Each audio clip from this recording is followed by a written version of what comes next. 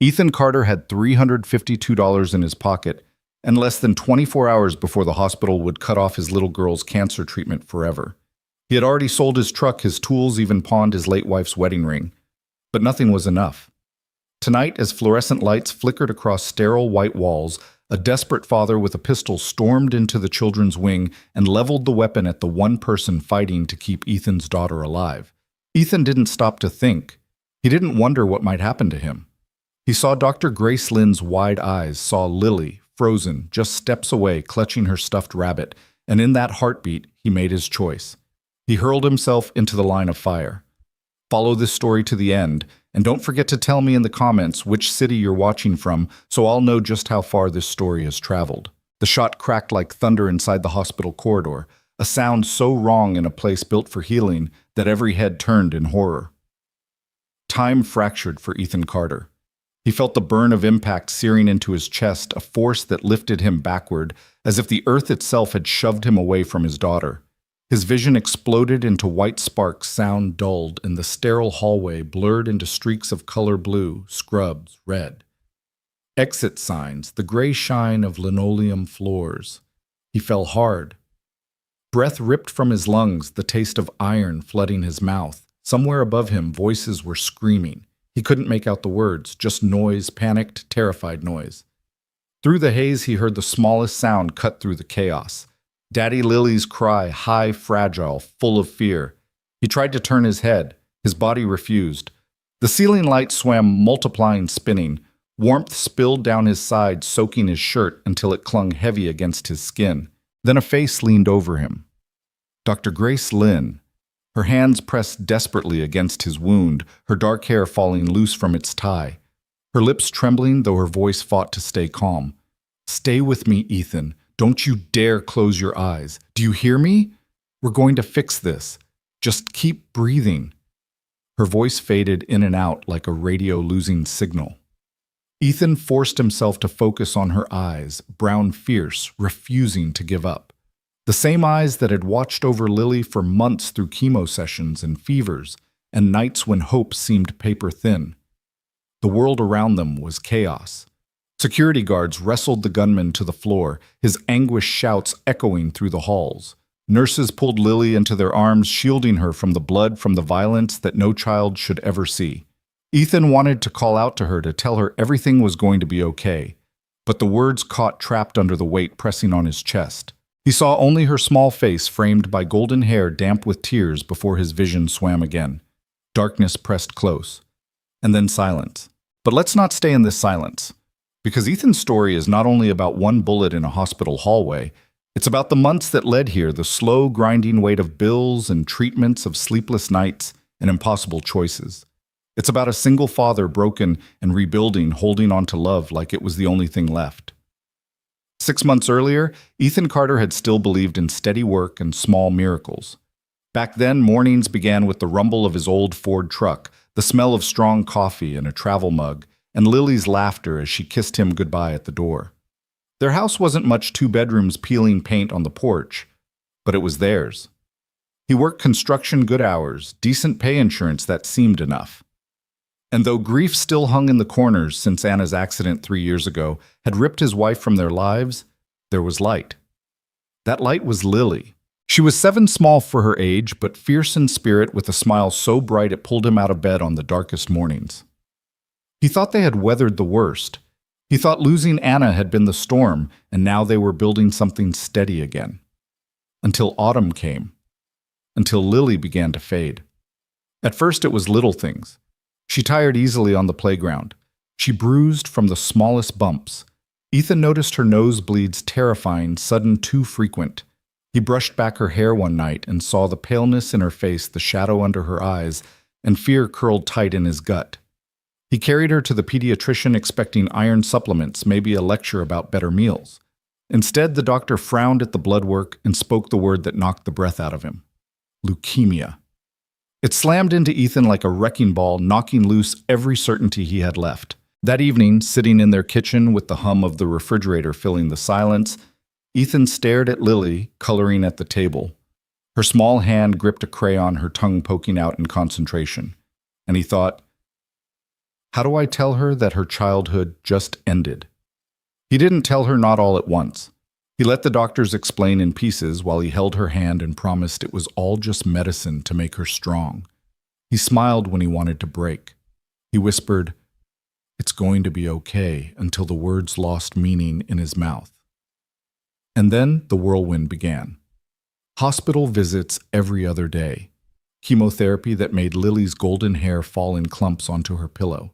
Nights spent hunched over a basin while she vomited, trembling, asking in a weak voice why medicine that was supposed to help hurt so badly. Because it's fighting the bad cells, Princess Ethan told her, brushing damp strands from her forehead, like tiny soldiers in your body.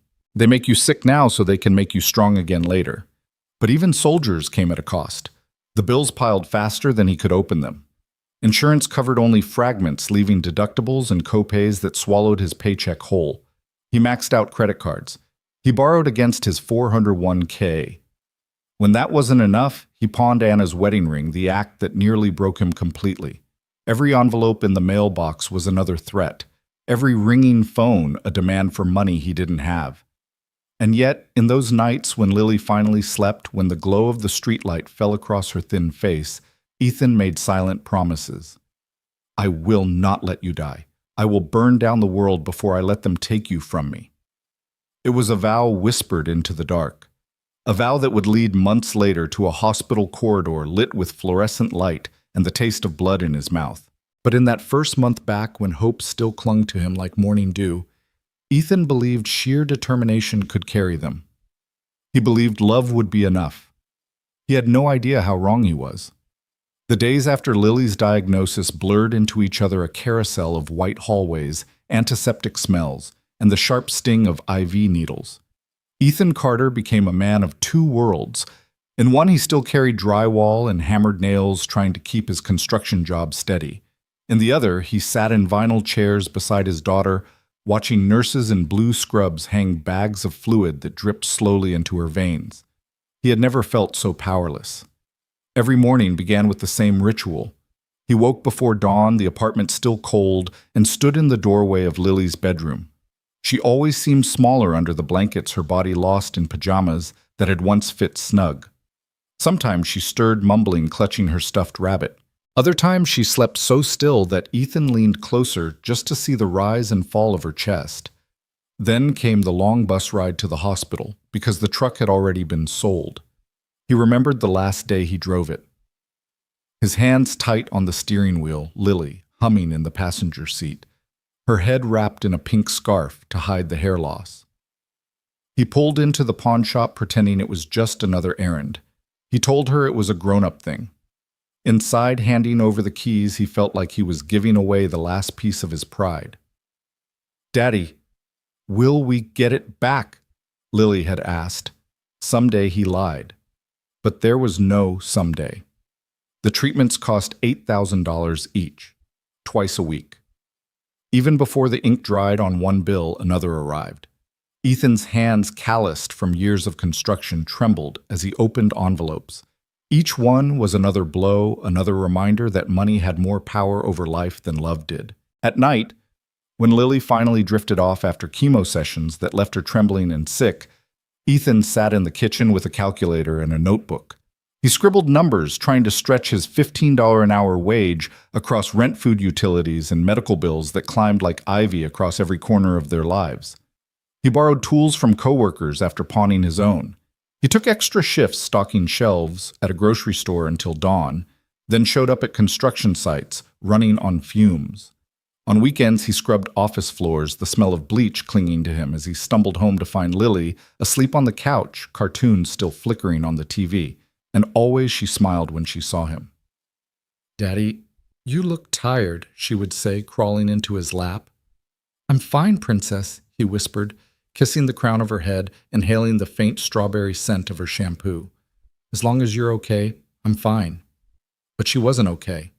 The medicine made her nauseous. Her golden hair fell out in clumps that tangled in the brush. Bruises spread like storm clouds across her arms. Her bright eyes dulled with exhaustion. One evening, after a brutal round of chemo, Lily curled in his arms and asked the question that shattered him. Daddy, why do I have to take the medicine that makes me sick? Ethan's throat closed. He pressed his lips against her temple, buying seconds before he spoke. Because it's fighting the bad guys in your body, he whispered. The medicine is like tiny soldiers. They make you sick now, but they're fighting so you can get better later. Her thin arms circled his neck. She didn't answer, but he felt her body shudder against him. When she finally fell asleep, Ethan stared at the ceiling, his eyes burning. He hated himself for the lie, for the cruel truth that the medicine was both saving and breaking her. But what choice did he have? Dr. Grace Lynn entered their lives like a flame in the darkness. She was young, tireless, and determined to fight for Lily as if she were her own child. Ethan remembered the first time he met her. She sat across from him in a cramped consultation room, paperwork spread across the table, her voice calm but urgent. We're going to do everything we can, she promised. Lily's numbers show we caught this early. If we keep the protocol steady for 6 months, there's a strong chance of remission. 6 months. Ethan repeated the number ringing in his ears like an impossible finish line. Grace leaned forward, her eyes steady. But it means staying consistent. No interruptions. Every treatment matters. He nodded, though inside he was already calculating the cost.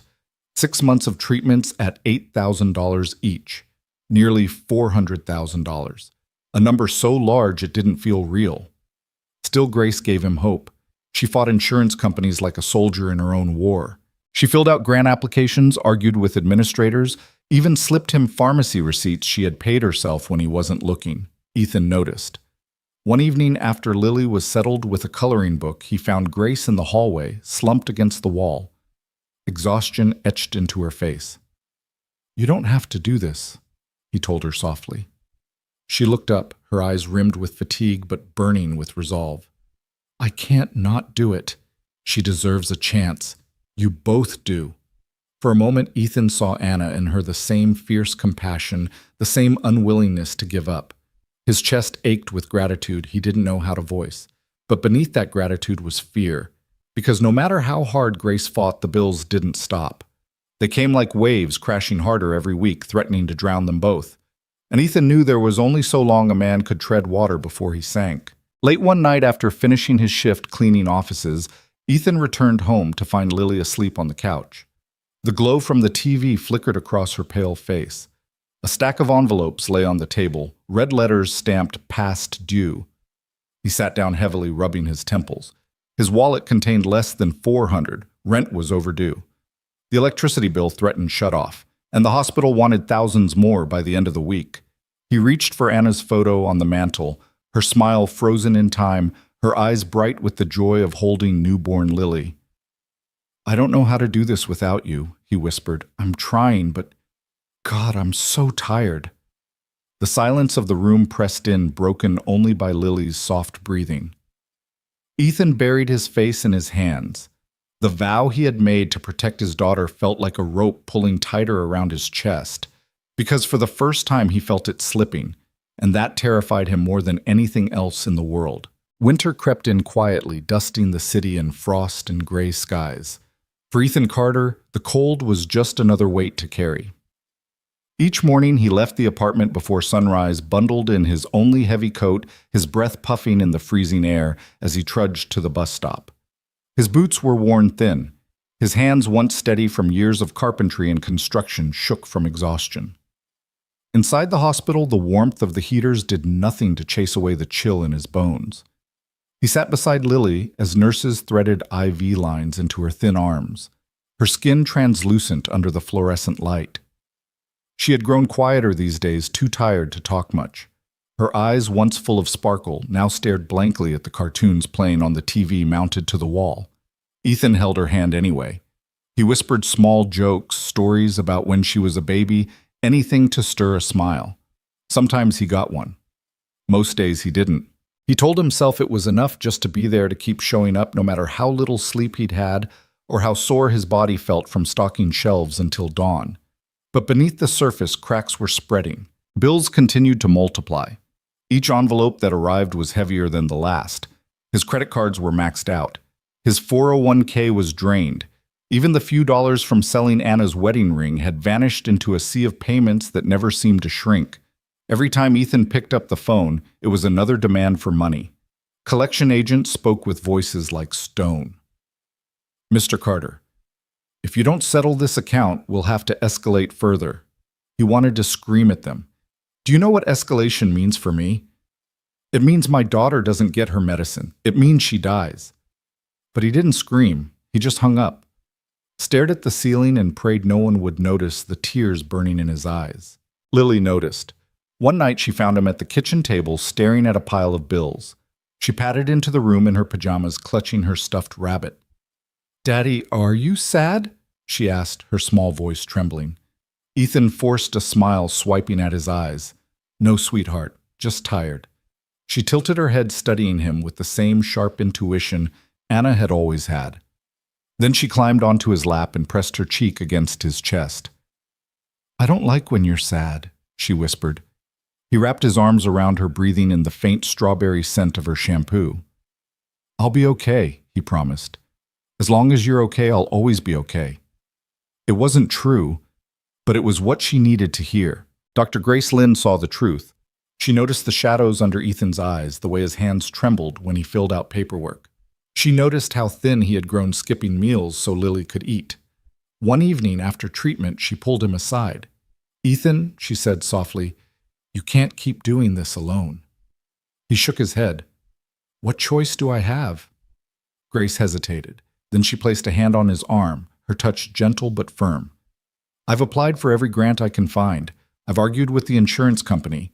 I even covered part of last month's meds myself, but I can't keep patching holes forever.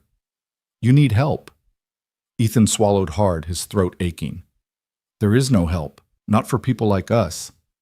Her eyes softened. "That's not true." He wanted to believe her, but every letter, every phone call, every dollar slipping through his fingers told him otherwise. The breaking point came on a Tuesday morning. The sky outside was a slate-gray snowflakes drifting past the hospital windows. Ethan had just settled Lily into her chair with her coloring books when a woman from billing tapped him on the shoulder. "Mr. Carter, could I speak with you a moment?" He followed her down a hallway that smelled faintly of bleach. She handed him a paper, her expression rehearsed polite but cold. "The administration requires immediate payment of $63,000 to continue Lily's treatment." Ethan stared at the number, the ink blurring. 63,000. His voice cracked. "Yes, sir. Without payment, she will be discharged tomorrow." His chest hollowed. "And if I can't pay?" Her silence was the answer. When she finally spoke, her tone was clipped, almost mechanical. "The county facility will accept her as a patient." Ethan felt his knees weaken. Everyone in the waiting rooms had whispered about the county facility. Understaffed, underfunded, a place where children didn't recover, they waited to die. He staggered back to the waiting area, his vision swimming.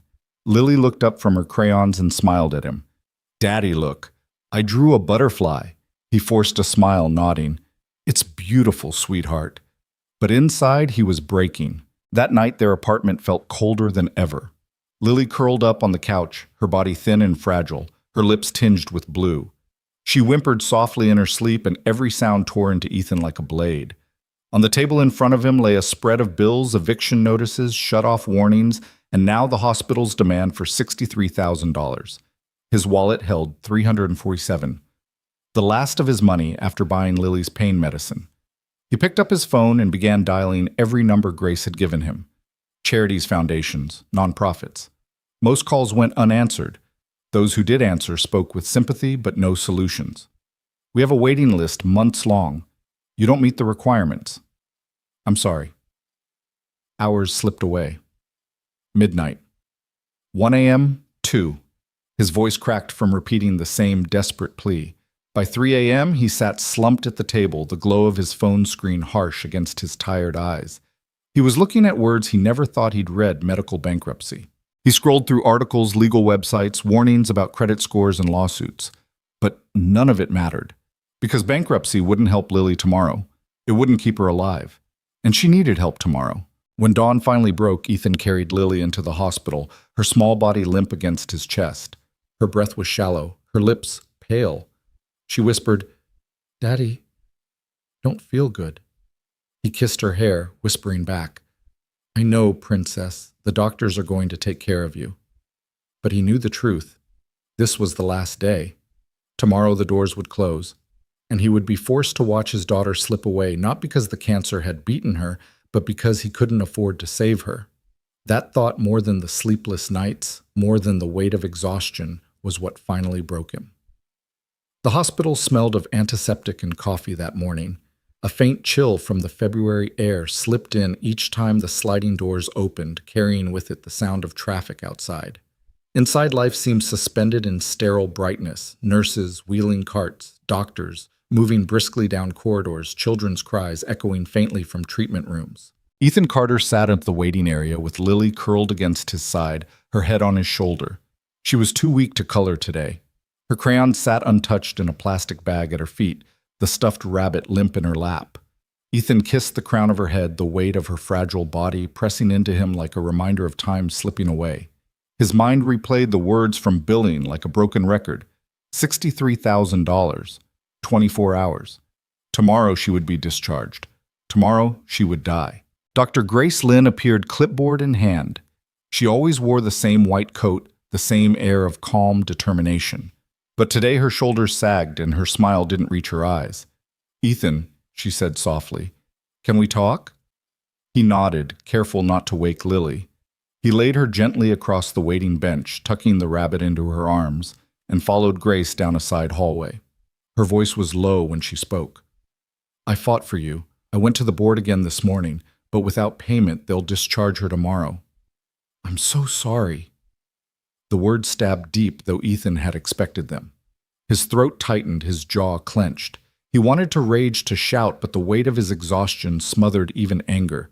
Grace touched his arm. "There might be one possibility." He looked up, desperate. "There's an experimental program at the university," she explained. "They're testing a new therapy protocol for pediatric leukemia. The early results are promising." Ethan frowned. "Experimental?" She nodded. "Yes. It's unproven. There are risks, side effects we don't fully understand. The survival rate so far is about 60%. 60. The number echoed in his head, frightening and fragile. He turned his gaze toward the hallway where Lily lay, her small fingers curled around her rabbit. He remembered Anna's laugh, the promises they had whispered when Lily was born that their daughter would grow up safe, strong, free. "What's her chance if we do nothing?" Ethan asked quietly. Grace's eyes shimmered. She shook her head. "I can't give false hope." The silence between them spoke louder than words. Before Ethan could answer, the sharp crack of chaos tore through the building. "Everyone down! Get down! Now!" The shout echoed like a gunshot through the emergency department. Then came the crash of something metallic hitting the floor, the panicked cries of staff scattering for cover. Ethan froze. Grace's face went pale. From their corner of the hallway, Lily's coloring book tumbled to the ground, crayons scattering across the tiles. "Daddy!" Her small voice rose in panic. Ethan whipped around. Lily was gone from the bench. She had wandered toward the vending machines, drawn by their glowing lights. Now she stood halfway down the corridor, caught between safety and the chaos erupting in the emergency wing. Lily Ethan's voice broke. The glass doors to the ER burst open. A man stumbled out, his face twisted with grief and rage, his hand shaking around the metallic gleam of a pistol. "Stay back," he roared. Nurses screamed. Security guards froze, hands raised. The man's eyes were bloodshot, his chest heaving with sobs. "I just wanted to see my son," he cried, his voice breaking. "They wouldn't let me see my boy." Ethan's heart lurched. He recognized that voice, that desperation. This wasn't a criminal. This was a father. Grace stepped forward. Her hands raised, her voice steady, despite the fear etched across her face. "Sir, please. Whatever happened, we can help you. Put the gun down. No one needs to get hurt." The man's laugh was bitter, broken. "Help? You don't help anyone. You count money while children die. My Tommy died because I couldn't pay. He was only 5. Ethan felt the words slam into him like another blow. Tommy. The man's child had died from the same disease that was killing Lily, the same unbearable financial weight, the same cruel system. The gunman's sobs shook his whole body. He swung the pistol wildly, eyes blazing with grief. Grace froze just 15 feet from Lily, caught in the line of fire. Ethan's vision narrowed. Time slowed to single heartbeats. He thought of Anna gone too soon. He thought of Lily's thin arms around his neck, whispering she trusted him to keep her safe. He thought of the promise he had made to himself in the quiet of their apartment. I will not let you die. Now in this moment, that vow meant something different, because the woman standing in the gunman's sights, the woman who had fought, begged, and even spent her own money to keep Lily alive, was in danger, and Ethan knew what he had to do. The pistol jerked upward, the man's finger tightening on the trigger. Grace's eyes widened, her body frozen in fear. No! Ethan's roar tore from his throat as he launched forward. The explosion of sound filled the hallway, louder than thunder. The bullet meant for Grace slammed into Ethan's chest, spinning him around and crashing him to the floor. For a heartbeat, there was silence. Then chaos erupted, guards tackling the gunman, nurses screaming, Lily shrieking. Daddy, blood spread across Ethan's shirt like a red flower blooming too fast. Grace dropped beside him, her hands pressing down, her voice fierce. Stay with me, Ethan. Don't you dare leave her. Don't you dare! Ethan tried to breathe, his chest burning, his vision dimming. He saw Lily's tear-streaked face as a nurse pulled her back, her tiny arms reaching for him. In that instant, he didn't think about money or debts or even survival. He thought about love, the kind that sacrifices without hesitation. And as darkness pressed in, Ethan whispered the only thing that mattered. Take care of my Lily. The hallway erupted into moving parts that didn't feel human. Shoes squealing on tile gurney wheels, rattling radios, crackling with clipped commands that sounded like another language. Code blue trauma, adult male. Chest wound type and cross 2 units, make it 4. Call thoracic. Call trauma. Call everybody. Hands hovered and pressed and lifted. A nurse named Cam cut Ethan's shirt from collar to hem, scissors biting through cotton that was already soaked a violent red. Another nurse, Priya, slapped gauze pads down her palms, steady, her jaw set. Someone shoved an oxygen mask over Ethan's face. Plastic, a hint of disinfectant. The world grew narrow, tunneled into a dim tube where voices echoed and light flared. Dr. Grace Lynn didn't step back. She leaned in. Her fingers never left the wound. Ethan, look at me, she ordered, voice firm, warm, almost furious at the very air for daring to leave his lungs. Stay with me. You hear me? Breathe. His eyes fluttered. The ceiling swam, blocks of glaring white seams and vents blurring in and out. He felt pressure, a deep, crushing ache spreading across his ribs. Every breath rasped like dragging something heavy over broken glass. Daddy! The sound sliced through the noise. Lily! Ethan tried to turn his head toward the cry. A gloved hand locked his jaw in place. Don't move, someone said. Sir, don't move. Across the hall, a nurse scooped Lily up, her stuffed rabbit dangling from one ear. The nurse murmured something soft into Lily's hair and back toward the family lounge. Lily reached toward the gurney anyway, tiny fingers opening and closing around air. I'm right here, Princess, Ethan tried to say. The mask swallowed the words. Only a whisper leaked out, vapor fogging the plastic. By the ER doors, 2 security officers pressed the gunman to the floor, arms twisted behind his back, cuffs ratcheting shut with a metallic bite. He didn't fight. He didn't look like a villain. He looked hollowed out, emptied by grief. His face crumpled as he stared at the blood spreading beneath the gurney. I just wanted to see my boy, he said, voice shattering on the last word. They wouldn't let me get him out. Someone snapped. Grace looked up at that man for a breath, just a breath. In her eyes flashed anger and pity. Then she was back over Ethan's hands, clamped hard. Pressure's dropping, she said. We're losing it. Move, now. They ran. The gurney slammed through double doors into a corridor colder than the lobby, the air tasting like metal and winter. Posters of smiling cartoon bears lined the walls.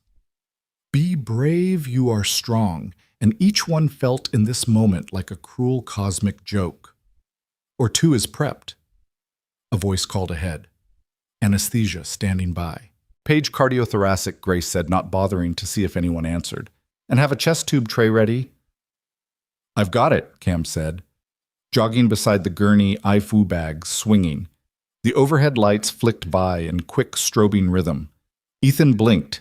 Each blink was a new place, a new noise, a new face leaning in with eyes that tried to be confident and kept failing. The oxygen mask hissed with each inhale. A dragon curled against his mouth. His edges went soft, then sharp, then soft again. A Flash's kitchen at home. Anna's photo on the mantel. The last morning before the accident, her hair twisted up, her laughter spilling over the clatter of a skillet. The smell of bacon. The sound of Lily's baby giggle. Another Flash, Lily last week, weak but stubborn, insisting he draw a butterfly with her. His butterfly looked like a crumpled leaf. She had laughed and kissed his cheek and said it was perfect. Another Grace in the hallway, a stack of forms, her voice telling him 6 more months could bring remission. If they could hold the line. If they could keep going. The gurney lurched to a stop, or doors yawed open, bright as a sunrise. Cold air rolled out, scrubbed, sterile, merciless. On 3, Cam said, 1, 2, 3. They lifted him to the operating table. The room bloomed around him, steel instruments, gleaming monitors, chirping in restless arrangements, a hum out of sight like a giant machine purring to itself. A new face leaned over him, eyes magnified behind protective lenses. Mr. Carter. I'm Dr. Klein, anesthesia, the man said. Voice calm, practiced. We're going to take good care of you. I need you to keep breathing with me for a moment. The mask changed. Another plastic dome descended, sweet chemical, a candy-sick smell that filled Ethan's head. Ethan, Grace said, appearing in the small circle where his eyes still saw. Her hair was tucked under a cap now. Only the fierce line of her mouth told him she was the same woman who'd fought for Lily across 1,000 front desks. Listen to me. He tried to nod. Couldn't. He blinked instead, slow, deliberate. If anything, his voice was barely air. If anything happens, nothing is going to happen. If it does, he insisted, promise me. The experimental program. Get Lily in. Promise me. A beat. A war flickered under Grace's calm. She knew promises were dangerous, but she also knew this was a battlefield and the man beneath her had thrown himself onto a grenade for someone else. I promise, she said. On my license, on my life. His body eased at the words, a tiny lessening like a fist unclenching. Tears slid warm into his hairline, stinging where antiseptic had already burned. Tell her. The room tilted. The ceiling stretched. Tell her I'm... Tell her yourself, Grace said, and for a heartbeat her hand left his wound and found his fingers. She squeezed quick and fierce. You tell her yourself. Pressure 80 over palp, someone announced.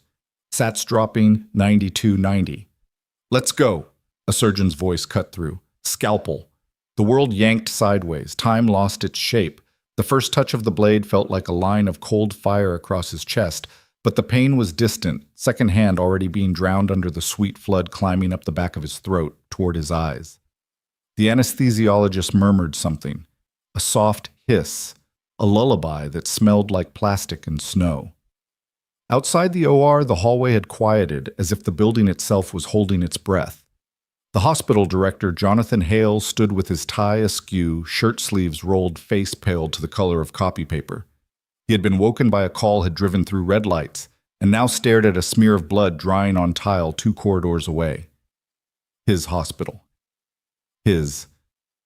Lock down the wing, he told a charge nurse. Escort all non-essential staff to the family lounge. And he looked back toward the ER doors where the gunman had been led away. For a long second, something like grief or memory crossed his face. Then he nodded once, as if to a person only he could see. Make sure the little girl is with someone calm, someone kind. Yes, sir. In the family lounge, a nurse named Sophia sat on the floor with Lily cross-legged, the stuffed rabbit between them. The TV was on, but muted. Soft cartoons flickered as if they too were afraid to make noise. Lily's cheeks shone with salt tracks. She kept pressing her palms together like she was squeezing a wish out of air. Your dad is brave, Sophia whispered. I've seen Brave. He's the bravest. Lily looked up, eyes wet, and nodded once like she had known that all along. Back in the corridor outside the OR, Grace stood at the scrub sink, hands pink from harsh soap eyes, fixed on nothing. The water ran so hot it steamed. She didn't feel it. She watched it streak over her fingers anyway, felt the phantom memory of Ethan's blood on her skin. She closed her eyes. For a fraction of a second, she wasn't a doctor. She was a woman who had been handed the heart of a family and asked not to drop it. The chapel was 2 floors down, small, wood-paneled, dim. She found it without remembering deciding to go. She slid into the last pew palms, still damp, the hospital badge at her collar cold against her throat. She had never been good at prayers. She was good at protocols, pathways, papers, peer-reviewed results. She was good at calls and recalls and dosage adjustments written on sticky notes at 3 a.m. She believed in science and stubborn effort, in small victories stitched together until they made something like a miracle. And still, "Please," she whispered into the hush. "Please." No bargain, no list, just the word and all that it held. In OR, 2 monitors beeped in a pattern that made sense to the people who could read them. Dr. Klein adjusted a drip with his left hand, watched numbers rise and fall, nodded at changes only he seemed to see. The trauma surgeon worked with quick, economical movements. A scrub tech anticipated instruments before a request finished leaving the surgeon's lips. Under bright light inside a chest that had taken a bullet meant for someone else, blood moved and then mercifully kept moving. Ethan floated. He was in a hallway of his own, but it was made of memory. He walked past the room where Lily had taken her first steps. Tiny feet slapping wood, Anna filming on her phone and laughing so hard she couldn't hold it steady. He walked past a beach neither of them had reached, imagined, planned, promised sand stinging their ankles. Lily building a lopsided castle, while Anna pressed wet hair behind her ears and told him he looked ridiculous in a floppy hat. He walked past a dark room where he had sat alone with bills and whispered vows to the air. He stopped at a door he hadn't noticed before. It wasn't a hospital door. It wasn't a house door. It was simply there, painted the blue of Lily's favorite sweater. He touched the knob. It wasn't cold. It wasn't hot. It was exactly his skin temperature, like it had been waiting for his hand. On the other side, he heard a sound like wings. Not birds, not angels. Something softer, closer. Butterflies. The smell of strawberries drifted through a hint of Lily's shampoo. He smiled even as far away a machine chirped a warning and steady hands moved faster. "Clamp," the surgeon said. "Clamp," the tech answered, pressing metal into an open palm. "Suction, suction. Okay. There. A breath. There." From the gallery out of sight, the red-in-use light glowed above the door. A clock ticked softly, indifferent to the devastation and devotion unfolding beneath it. Time didn't stretch for anyone. People stretched inside of time to try to fit what mattered. Grace rose from the chapel pew and stood for a second with her hand on the back of the bench, gathering herself, as if gathering loose threads to braid into a single rope. She didn't wipe her eyes. She didn't need to. She turned and walked back toward the elevators, toward the floor, where people were still waiting to find out if love could outlast a hole torn through a chest by a stranger's grief. When the elevator doors slid open, Jonathan Hale stepped out. They nearly collided. His eyes took her in the damp hair at her temples, the way she stood like her bones were buzzing. "Dr. Lin," he said quietly, and everything unspoken in this place cracked through his voice. "We're with you." She nodded. Words were too heavy. She couldn't lift them. She passed him and kept going. Outside or two, she paused. The sounds on the other side of the door were muffled but alive. She placed her palm flat against the cool metal, a gesture that was not scientific, not necessary, not anything a medical textbook would recognize. Then she stepped back, drew a breath, and pushed through the scrub room doors. Inside, the lights were bright as noon. The work was careful, relentless, alive. "Vitals responding," Dr. Klein said. "Hold that." "Good. Hold." The surgeon didn't look up. Almost there. And far away in a lounge that smelled faintly of crayons and hand sanitizer, Lily held her rabbit to her chest and whispered to it like it was a phone to heaven. "Don't be scared, Daddy. I'm right here." The scalpel paused. The hand that held it did not tremble. The clock on the wall clicked over 1 minute. Then another. Nothing in the hospital moved that didn't have to. Everything that mattered hung in that white light like breath. And the line between losing and keeping thinned. The line between losing and keeping thinned, then tugged, then by some stubborn hands, and a threadbare mercy held. Got control, the trauma surgeon said at last. Voice flat with focus, not triumph. Clamps secure, lacerations packed. Chest tube in, lung re-expanding. Pressure stabilizing 85-92. Holding? Dr. Klein added eyes on the monitor. Keep him steady. The light stayed too bright. The air stayed too cold. But somewhere beneath the glare and the stainless steel, a pulse answered. Not strong, not sure, but present. They closed with careful, patient movements. The sound of the suction softened, then went silent. Tape pressed flat against skin, dressings layered like small white promises. ICU bed, the surgeon asked. Ready, Cam said, already moving. Grace exhaled for the first time in what felt like an hour and a century. It wasn't relief, not yet. It was a breath she'd been holding so long, her ribs hurt. She looked at Ethan's face, washed pale under the sterile light, and said so quietly, no one else heard, "You keep your end. I'll keep mine." They wheeled him out. The OR doors swung and shut. The red light above the lintel slipped from in use to nothing at all. Tessier.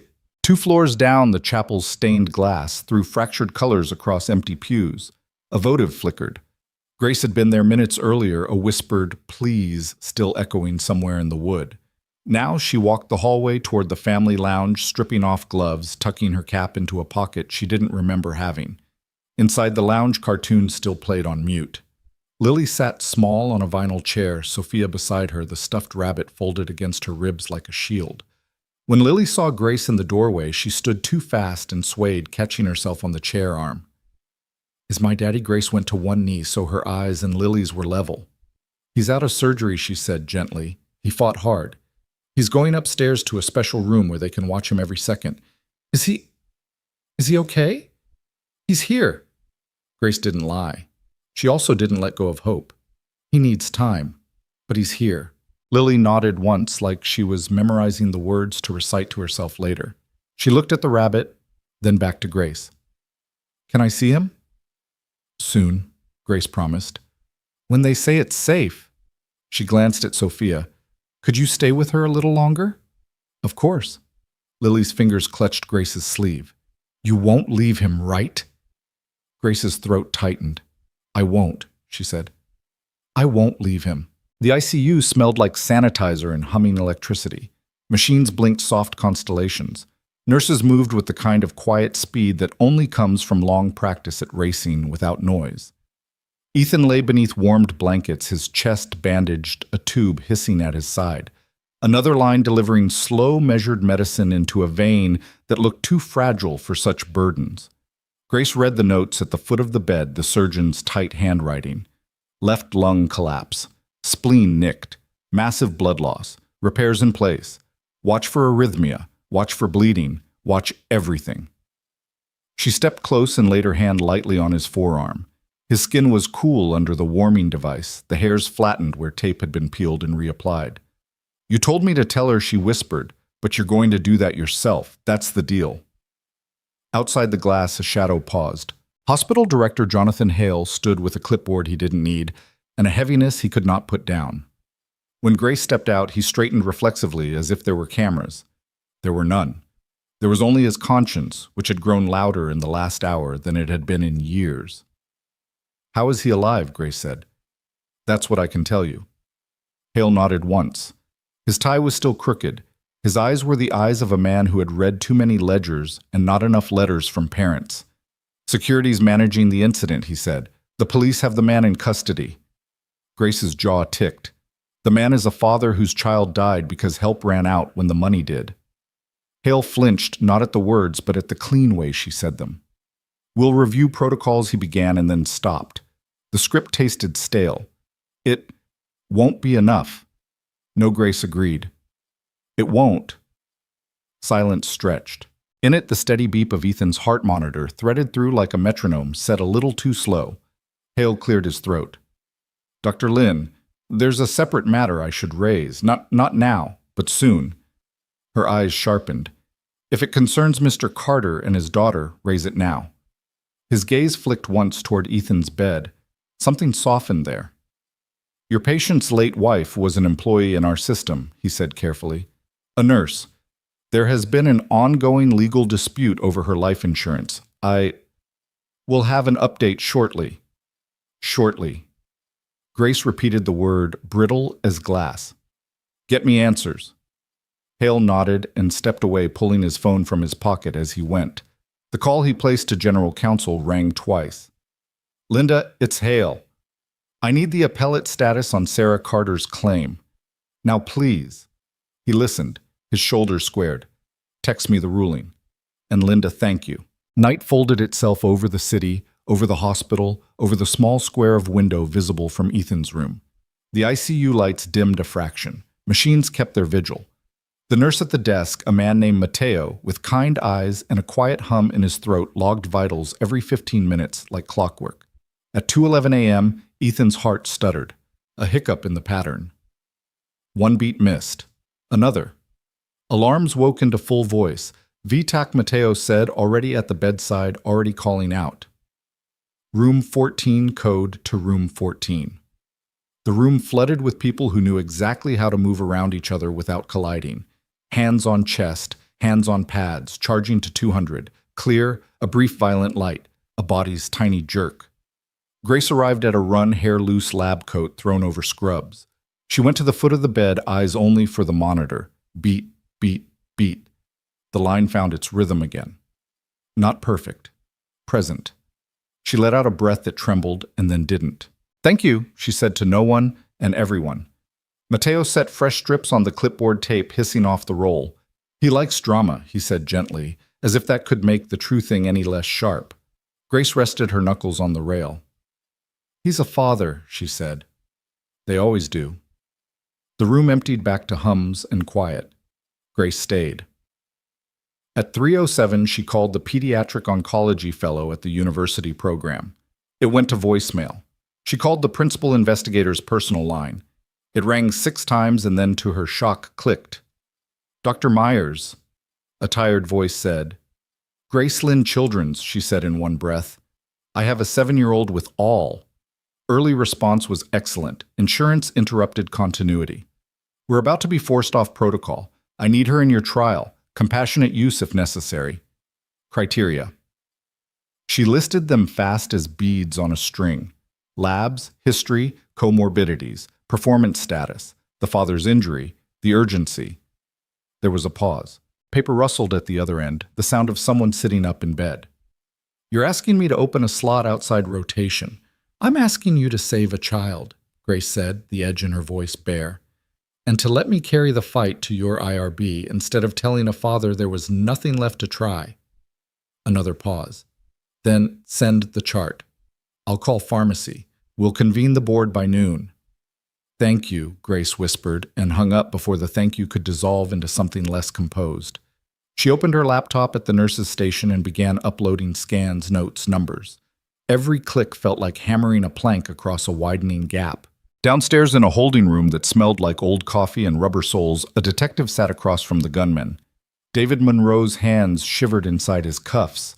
He stared at dried blood on the cuff of his sleeve as if it might explain anything. I just wanted to hold his hand, he said, voice raw. Tommy. They told me I was upsetting the unit, told me to leave. The detective's pen hovered. He had heard men lie. He had heard men excuse. This didn't sound like that. This sounded like grief that had nowhere left to go. Through the small window, Hale watched. Not a judge, not a cop. A man who signed contracts and unfroze budgets and once, a very long time ago, had held his own son through an asthma attack and thought the world might rip apart because a small chest couldn't pull air. He closed his eyes. He opened them. He walked away to take another call, this one from fundraising donors, already asking if they needed to message the incident. He told them no. Then he told them yes. Then he hung up and leaned his forehead against cool glass in an empty conference room and stayed that way until the glass warmed to the shape of his worry. By morning, the hospital had returned to its usual choreography, only tighter at the edges.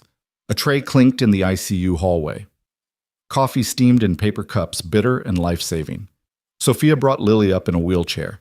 The ICU nurse at the desk spoke to her in a voice that smoothed every hard thing. You can visit for a minute, honey, he said. 1 minute. We'll make it 2. The room felt bigger with Lily in it, somehow brighter.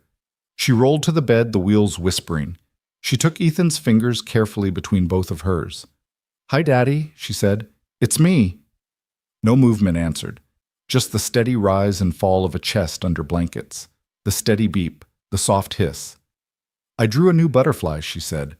This one has purple on the wings like the sky when it's almost night. She glanced at Grace, who stood at the foot of the bed, hands folded together like she wasn't sure where to put them. Dr. Grace says you're resting.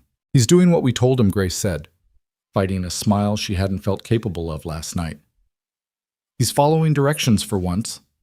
Lily leaned forward until her forehead rested against Ethan's wrist.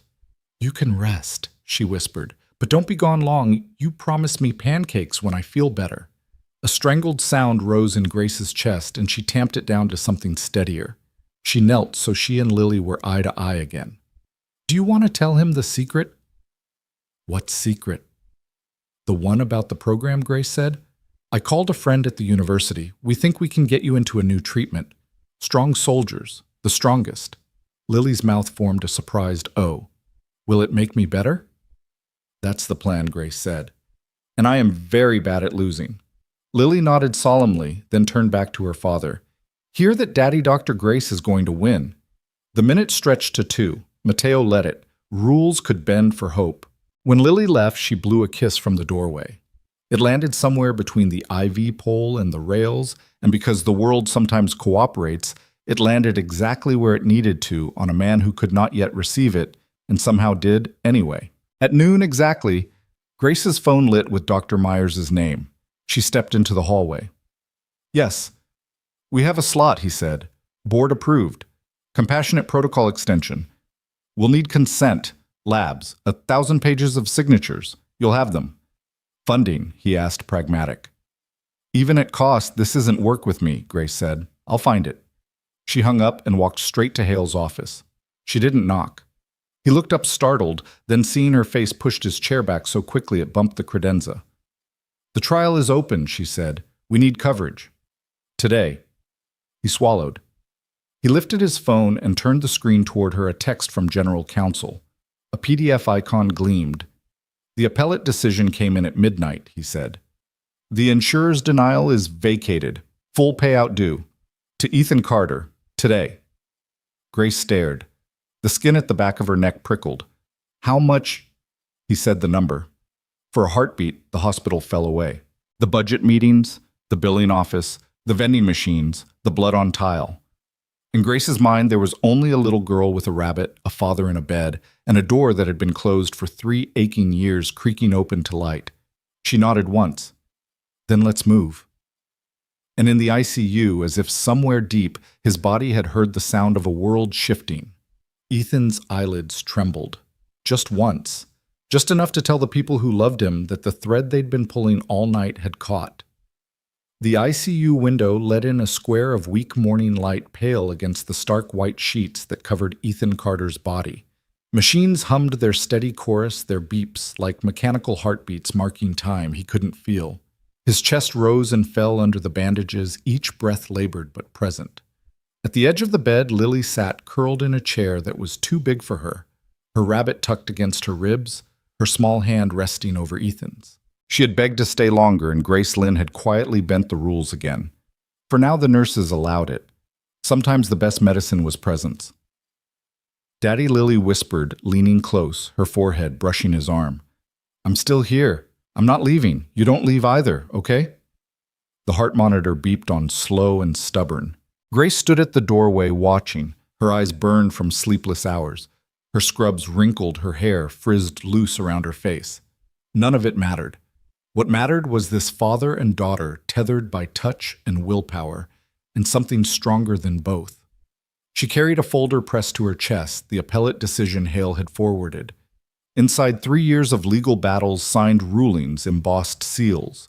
Proof that Anna Carter's life insurance had not been swallowed by technicality, but was owed in full $470,000. Grace had flipped through every page twice before bringing it upstairs.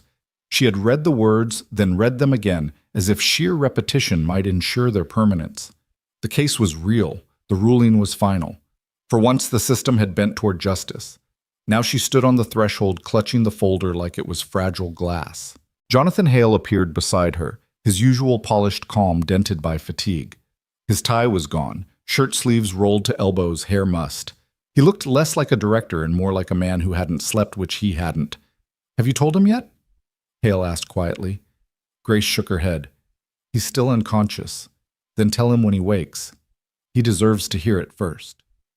Hale paused, his gaze moving to Lily. "And make sure she hears it in a way she can carry.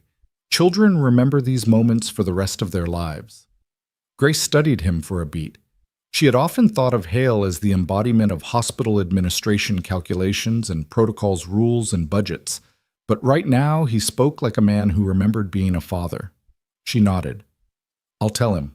Later that morning, when Lily had been coaxed into the lounge for breakfast, Grace pulled a chair to Ethan's bedside. She opened the folder, laid it across her knees, and took his cool hand in both of hers. "You fought hard," she whispered. "Now it's my turn to fight for you." She began to read aloud. Not the dry legal text, not the procedural jargon, but the heart of it, that Anna had not left them empty, that her love had endured in the form of a policy, that the money was theirs enough to clear debts and cover treatment enough to give Lily a real chance. As if in answer, Ethan's eyelids flickered. His chest hitched. Ethan Grace leaned forward, heart thundering. "Can you hear me?" The lids opened slowly. His eyes, glazed and unfocused, roamed before finding hers. He blinked, lips parting. A faint rasp escaped. Lily Grace's breath caught. She squeezed his hand. "She's safe. She's here. She'll be back in a moment. You need to rest." His gaze slid past her, finding the folder. He frowned faintly, confusion in the crease of his brow. Grace lifted it. "News. Good news. Anna's insurance, after all these years, they ruled in your favor. Ethan, it's $470,000. It's yours. It's Lily's." His eyes widened. Tears welled, gathering at the corners. His chest shook with a half sob, half cough. After all this, yes. Grace smiled through her own tears. After all this. Lily returned moments later, pushing her rabbit against her chest, crumbs of toast still on her lips. When she saw her father's eyes open, she dropped the toy and ran. "Daddy!" She climbed onto the bed, careful of tubes, pressing her small body against his side. "You're awake." Ethan let out a sound that was part laugh, part cry. His arm, heavy and slow, lifted to encircle her. "Princess," he whispered, voice ragged. "You stayed. Of course I stayed." She looked up at him with the fierce certainty only children can manage. "I told you I wouldn't leave." Grace stepped back, her throat tight, giving them space. For a long moment, the ICU faded. The machines, the alarms, the antiseptic air, it all dimmed beside the sight of a girl holding her father as if her arms could anchor him to the world. That afternoon, Hale called an emergency board meeting. The news of the shooting had already leaked. Local outlets reported father shot in hospital incident, leaving details vague. The board convened in a long glass-walled room, each member carrying equal measures of alarm and calculation. Hale stood at the head, his hands on the polished wood. He spoke not as a bureaucrat, but as a witness. "He stepped in front of a gun to protect one of our own," Hale said. "He saved Dr. Lynn's life. His daughter is our patient. His wife was our nurse. This family is tied to us in ways that demand action." A murmur rippled. Numbers were raised, liability cost precedent. Hale silenced them with a single sentence. "What is our mission, if not to save children like Lily Carter?" The room quieted. Slowly, one by one, heads nodded. The vote was unanimous. By evening, the hospital announced it would erase every penny of Ethan Carter's medical debt. More than that, they would place Lily as the first patient in a groundbreaking therapy combining standard and experimental treatment. Grace carried the news to Ethan herself. She sat at his bedside, her hands folded in her lap, her voice trembling as she spoke. "They voted today. Everything past bills, current treatments, future care, it's gone. Wiped clean. You and Lily owe nothing." Ethan stared, disbelieving. His lips trembled. "Nothing. Nothing. And Lily, She'll start the new protocol immediately. The best medicine we have. Tears broke free, streaming down his temples into his hair. I was ready to watch her die because I couldn't pay, he whispered. I thought love wasn't enough. Grace reached out, placing her hand over his. Love brought you here, and it saved my life. Now it's saving hers too. From the doorway, Lily piped up with the certainty of a child who didn't know what couldn't be done. See, Daddy? I told you Dr. Grace always wins. For the first time in months, Ethan laughed a broken, painful laugh that healed even as it hurt. The ICU quieted into the hush of late evening when the halls seemed to exhale after a day of chaos. The overhead lights dimmed, leaving a softer glow that reflected on glass walls. Nurses moved gently. Their footsteps muffled their voices low so children could sleep. Ethan Carter lay propped slightly on pillows, tubes still tethered to his chest, the steady beep of monitors keeping rhythm with the fragile pulse of his survival. At his side, Lily rested her head against his arm, the stuffed rabbit between them. She had refused to go home. No one had the heart to make her. Across the bed sat Grace Lynn, her posture weary, but her eyes alert. She had promised Lily she would not leave, and she meant it. For a long time, they simply existed in that fragile circle, the father, the daughter, the doctor bound together by blood and vows and something larger than all three. Then, as if the air shifted, Ethan stirred, his gaze still cloudy with painkillers, and fatigue drifted to Grace. You stayed. Of course I stayed, she said softly. I wasn't about to let you fight this alone. A faint smile tugged at his lips. That's, usually my line. Grace allowed herself a laugh, a quiet one. Then we'll call it even. He nodded weakly, his chest hitching. Lily. She's right here, Grace assured him, glancing at the child asleep at his side. Safe. Always safe. Ethan's eyes softened, his free hand brushing across his daughter's hair. Good. That's good. Then his gaze shifted back to Grace, heavy with unspoken gratitude. You saved her, and me. Grace shook her head, her throat tightening. You saved me, Ethan. You stepped in front of a gun without a second thought. Don't you dare forget that. His eyes fluttered closed, not from sleep, but from the weight of memory. He had seen the gunman's eyes, the torment there. He had felt the force of the bullet. He remembered Grace's cry, Lily's scream.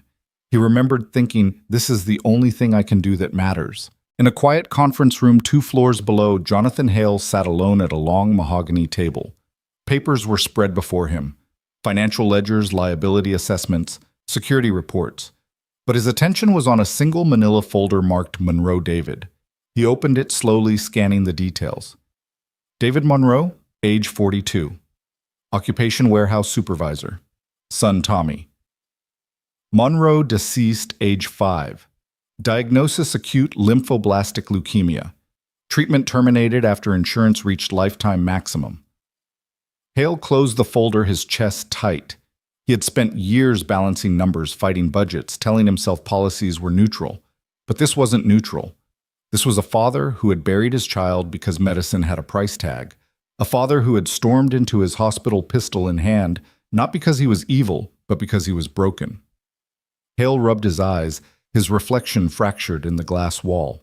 For the first time in his career, he wondered if everything he had been trained to protect profit margins, liability shields, was worth the cost. Back upstairs, the ICU door opened quietly. A uniformed officer stepped in, hat in hand. He paused when he saw Lily asleep, lowering his voice. Dr. Lynn, sorry to disturb. We need a statement when Mr. Carter is able. About the incident. Grace stood blocking his view of the bed. Not tonight, she said firmly. He nearly died 12 hours ago. He is not your suspect. He is your survivor. The officer nodded, chastened. Understood. Tomorrow, then. When he left, Grace returned to her chair. She caught Ethan's faint smile, one corner of his mouth twitching. You don't take orders well, he rasped.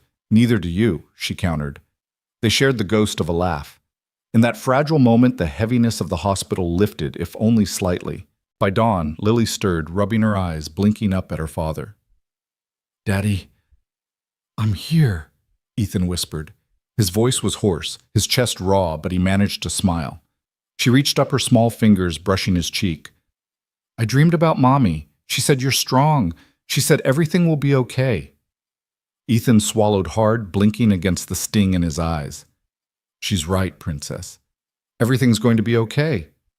Grace felt her throat catch. For once, she didn't try to hide it. That morning, a nurse delivered a letter to Grace from the director's office. Inside was the official declaration the hospital board had voted unanimously. All of Ethan and Lily's medical debts erased. All future treatment covered. Grace brought the letter to Ethan's bedside. She read it aloud, each word like a stone dropping into water, sending ripples across his face. He closed his eyes, tears sliding down his temples. I was ready to lose her because I couldn't pay. Not anymore, Grace said firmly. That burden's gone. Lily looked between them wide-eyed.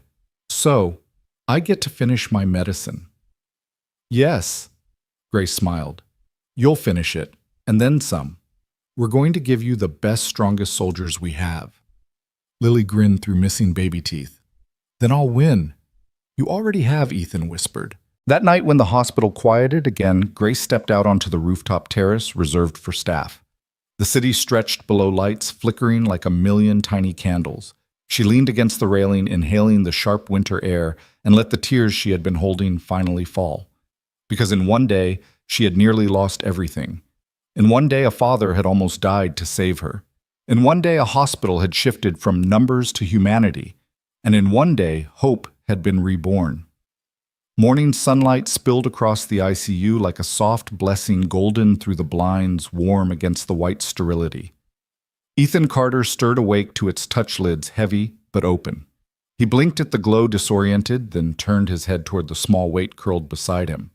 Lily had fallen asleep in the chair, her rabbit clutched under her chin, a blanket tucked around her shoulders by some kind nurse during the night.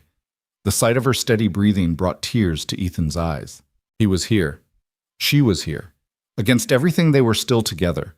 The door whispered open and Grace Lynn stepped in her scrubs, freshly changed, but her eyes still lined with fatigue. She carried a clipboard under one arm, but her expression softened when she saw Ethan awake. You scared us, she said, gently, pulling a chair closer. Ethan's voice was hoarse, each word scraped raw. Guess I scared myself too. Grace allowed herself a laugh, soft and shaky. That makes two of us. He turned his gaze to Lily, then back to Grace. How bad her tone was calm, clinical, but her eyes held the weight of truth. The bullet collapsed. Your left lung tore through muscle, nicked your spleen. You lost more than half your blood volume. But you held on. You're still holding. He let the words sink in. Then he whispered, worth it. Grace blinked rapidly, fighting the tears that threatened. You nearly died. You're alive, he countered, and she still has you. The conversation paused as Lily stirred, blinking sleepily. When her eyes found Ethan's open, she gasped and scrambled to his side, her arms wrapping around him as carefully as her small body could manage. Daddy, you're awake.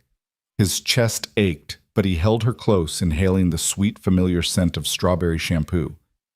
Hey, Princess, told you I'd stick around. Her tears dampened his gown, her voice muffled against his shoulder. I was so scared. I know, he whispered, pressing his lips to her hair. But I'm not going anywhere.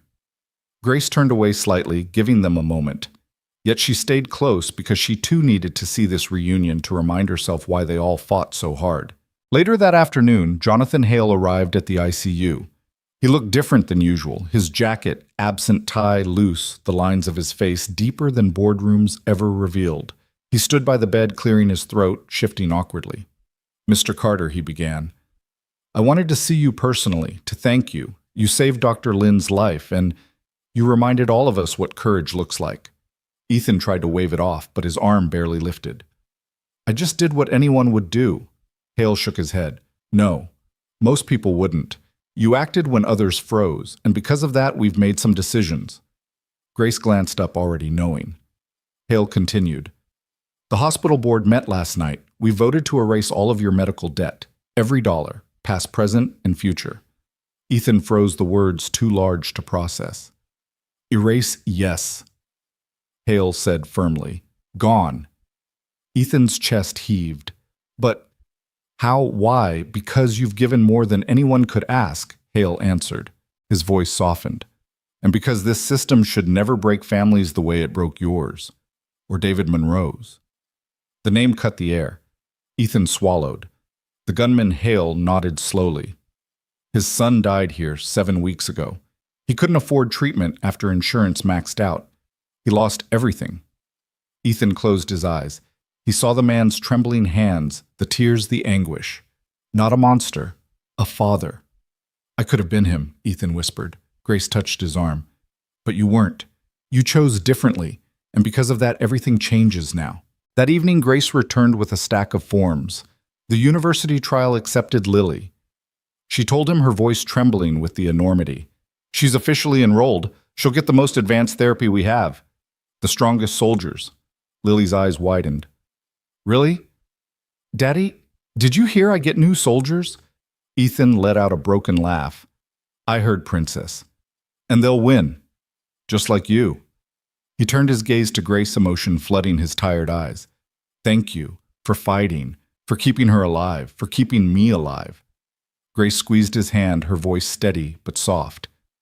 You saved me first. I'm just returning the favor. That night, when the machines quieted into rhythm and Lily slept again by his side, Ethan stared at the ceiling, thinking of Anna. Did you see this? He whispered into the stillness. Our girl's going to make it, because of you, because of what you left us. His eyes drifted shut, tears warm against his temples. For the first time in months, sleep came without fear. Morning found the ICU washed in a clean, gentle light, the kind that made chrome rails glow and turned the dust motes near the blinds into tiny floating stars. Ethan woke to it by degrees sound first, the soft hiss of oxygen, the spaced-out beeps, then touched Lily's warm palm against the back of his hand, then sight blurred edges resolving into his daughter's face, into the ceiling, into the pale square of winter sky. He'd slept. It didn't feel like victory so much as a truce signed overnight. The pain waited quiet but present. The fear waited too, somewhere beyond the glass wall. But for the first time he believed he might have the strength to greet both. Lily was already awake, chin on the bedrail hair, a little wild rabbit smashed flat between her cheek and the metal. Good morning, Daddy, she whispered like it was a secret. Good morning, Princess. It came out rough. The smile came easier. You still here? Always. Her eyes flicked to the window. I think it's snowing. It wasn't just a passing brightness, but he looked anyway because she wanted him to. Then we'll say it is. The door slid and breathed closed. Dr. Grace Lynn entered with the careful energy of someone holding too much at once clipboard under her arm, a thick folder clutched to her chest, a coffee cup she'd clearly forgotten to drink. Mateo, the ICU nurse, slipped in behind her and checked the monitors, his gaze flicking from numbers to faces with the same quiet attention. How's our favorite troublemaker, Grace asked, setting the coffee on the window ledge. Breathing, Ethan said, complaining internally. Excellent. Your internals can file a formal grievance later. She took the chair. The folder remained in her lap. I brought you something. Lily sat up straighter. A present? In a way. Grace tapped the folder's spine with a forefinger. It's about your mom. The room shifted so subtle a change you could miss it if you didn't live there. Ethan's throat tightened. He stared at the folder as if it might tremble open on its own. You said, yesterday. I did. Her voice softened. But I want to tell you properly, and I want you both to hear it. She opened the folder. Legal language stared back stamps and signatures and words that had tried for 3 long years to keep money away from a family that needed it. Grace translated line by patient line into human. Your wife Anna had a group life policy through this hospital when Lily was born, she said. When Anna went on maternity leave, HR botched a beneficiary update. After the accident, the insurer used that to deny the payout. The hospital's legal team challenged it. Appeals, hearings. And then she tapped a page where a raised seal made a faint circle in the paper. The appellate court ruled the denial invalid. Final. Binding. The funds are owed to you. How much is the owed? Ethan asked, careful like the number might break if he said it too loud. $470,000, Grace said. After legal fees, disbursement will still put the majority under your control. The hospital's social work and finance teams will help structure it. Protect it, really. So Lily's care is secure. He didn't speak for a few seconds. Didn't blink. The number floated above the bed like a sentence in slow motion. For months, every dollar had been a cliff. Every week, a fall. Now a hand had reached out in the dark and caught him mid-plunge. He breathed once, twice. Then the words broke free raw around the edges. "She saved us," he whispered. Even after, Grace said. Lily lifted her head, puzzled and hopeful.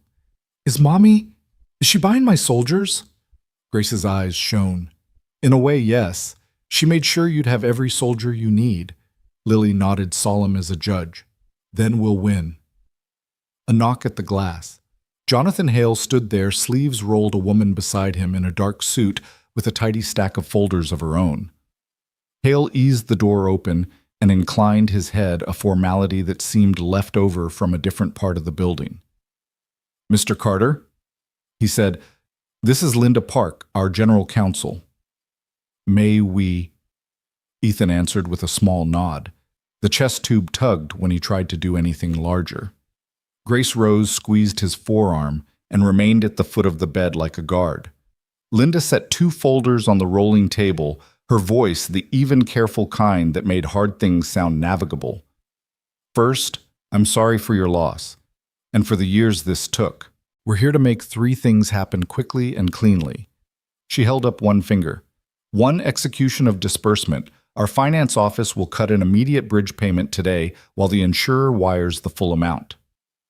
2, a trust vehicle in Lily's name, college contingencies, protections from life. 3, coordination, so none of this interferes with her trial enrollment or your disability paperwork." "Disability?" Ethan blinked. "Short-term," Hale said quickly. "While you recover, payroll can help you file." He shifted, then respected the promise he'd made himself sometime between last night's coffee and this morning's sunrise. "There's more. But one thing at a time." Ethan's eyes flicked to Grace.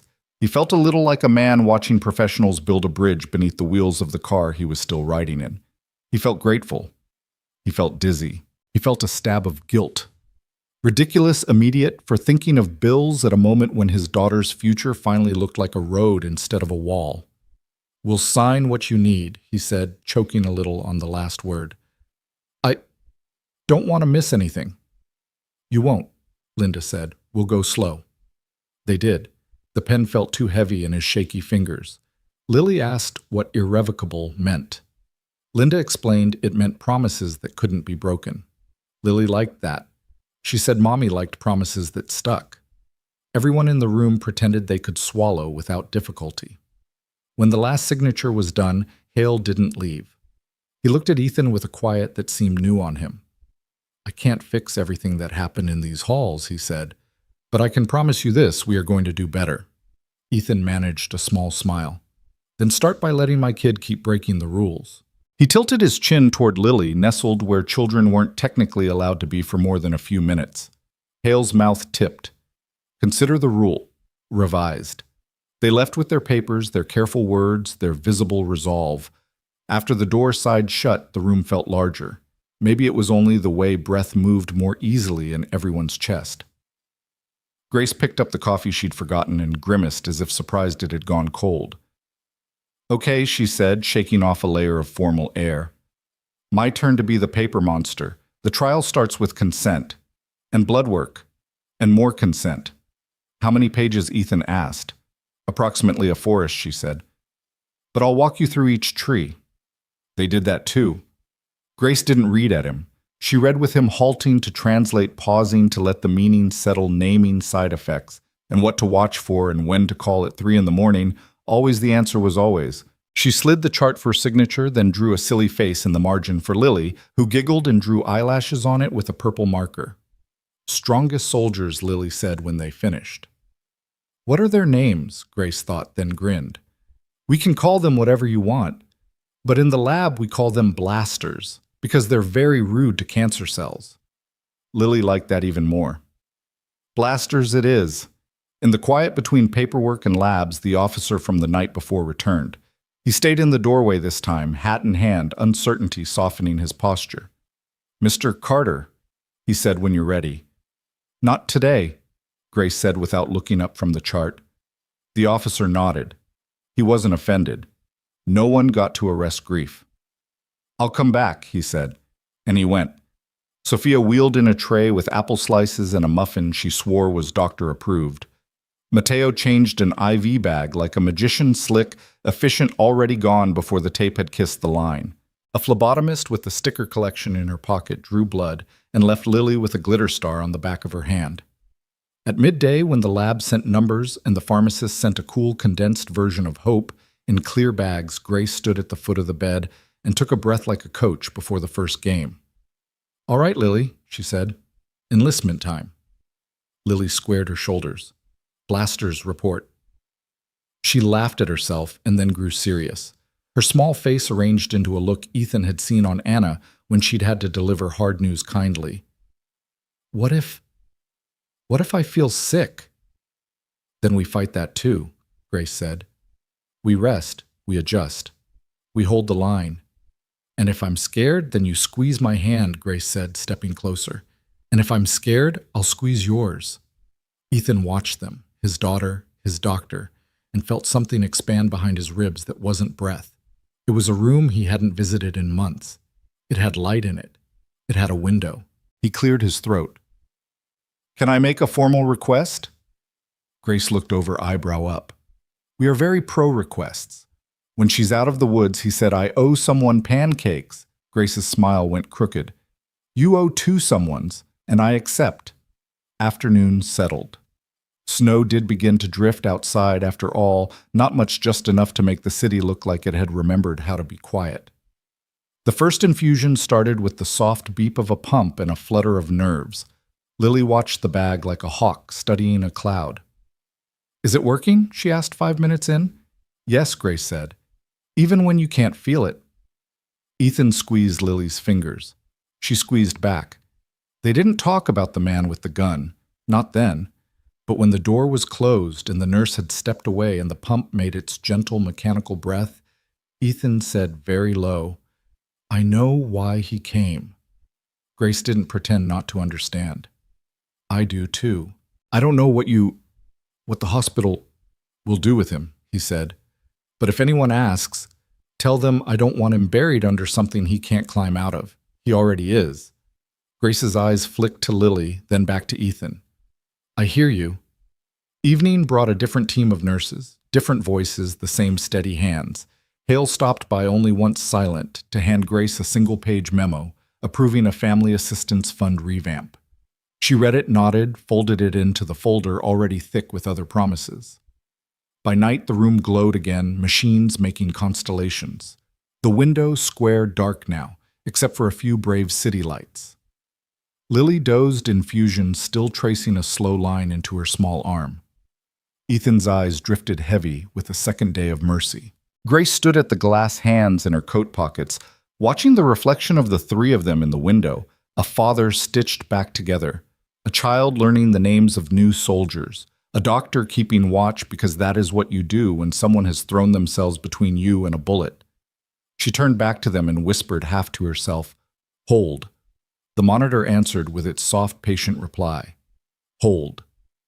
The following morning dawned, clear sunlight spilling over the city like melted gold streaking the hospital's glass facade. From the ICU window, the world looked almost ordinary commuters, with coffee cups, buses sighing at stops, children in coats tugged along sidewalks. Inside, nothing was ordinary. Inside, Ethan Carter was alive. He woke slowly, blinking against the brightness. His chest ached with every breath. But it was a clean ache now, not the suffocating heaviness of yesterday. He turned his head to the right. Lily sat at his side with a clipboard on her lap, tongue poking from the corner of her mouth as she sketched butterflies with shaky purple lines. Her stuffed rabbit lay sprawled across the blanket beside him, its fabric ear tucked under his hand like a second tether to this world. "Morning, Daddy," she whispered when she noticed his eyes open. "Morning, Princess." His voice was hoarse but stronger. "What's the verdict?" She held up the drawing. a butterfly with lopsided wings, each filled with bright swirls of color. This one's for the soldiers, so they know what they're fighting for. Ethan swallowed hard, the paper blurring. It's perfect. The room filled gradually with the rhythm of a new day. Nurses in fresh scrubs switched IV bags, checked vitals, scribbled on charts. Mateo, still on shift, leaned in with his easy humor. Pressures holding steady lungs sound better. You're making our jobs too easy, Carter. Ethan managed a crooked smile. About time I was good at something. Grace Lynn swept in soon after, carrying a stack of files and a small tray. She set the tray on the rolling table with a little flourish. Breakfast of champions, she declared. Broth juice, and she lifted the cover, a pancake. Half, doctor's orders. Lily clapped. Pancakes. Ethan chuckled, wincing at the tug in his chest. I did promise. You'll get the full stack once your spleen stops being so dramatic, Grace teased. Then her expression softened as she set down the files. We also have updates.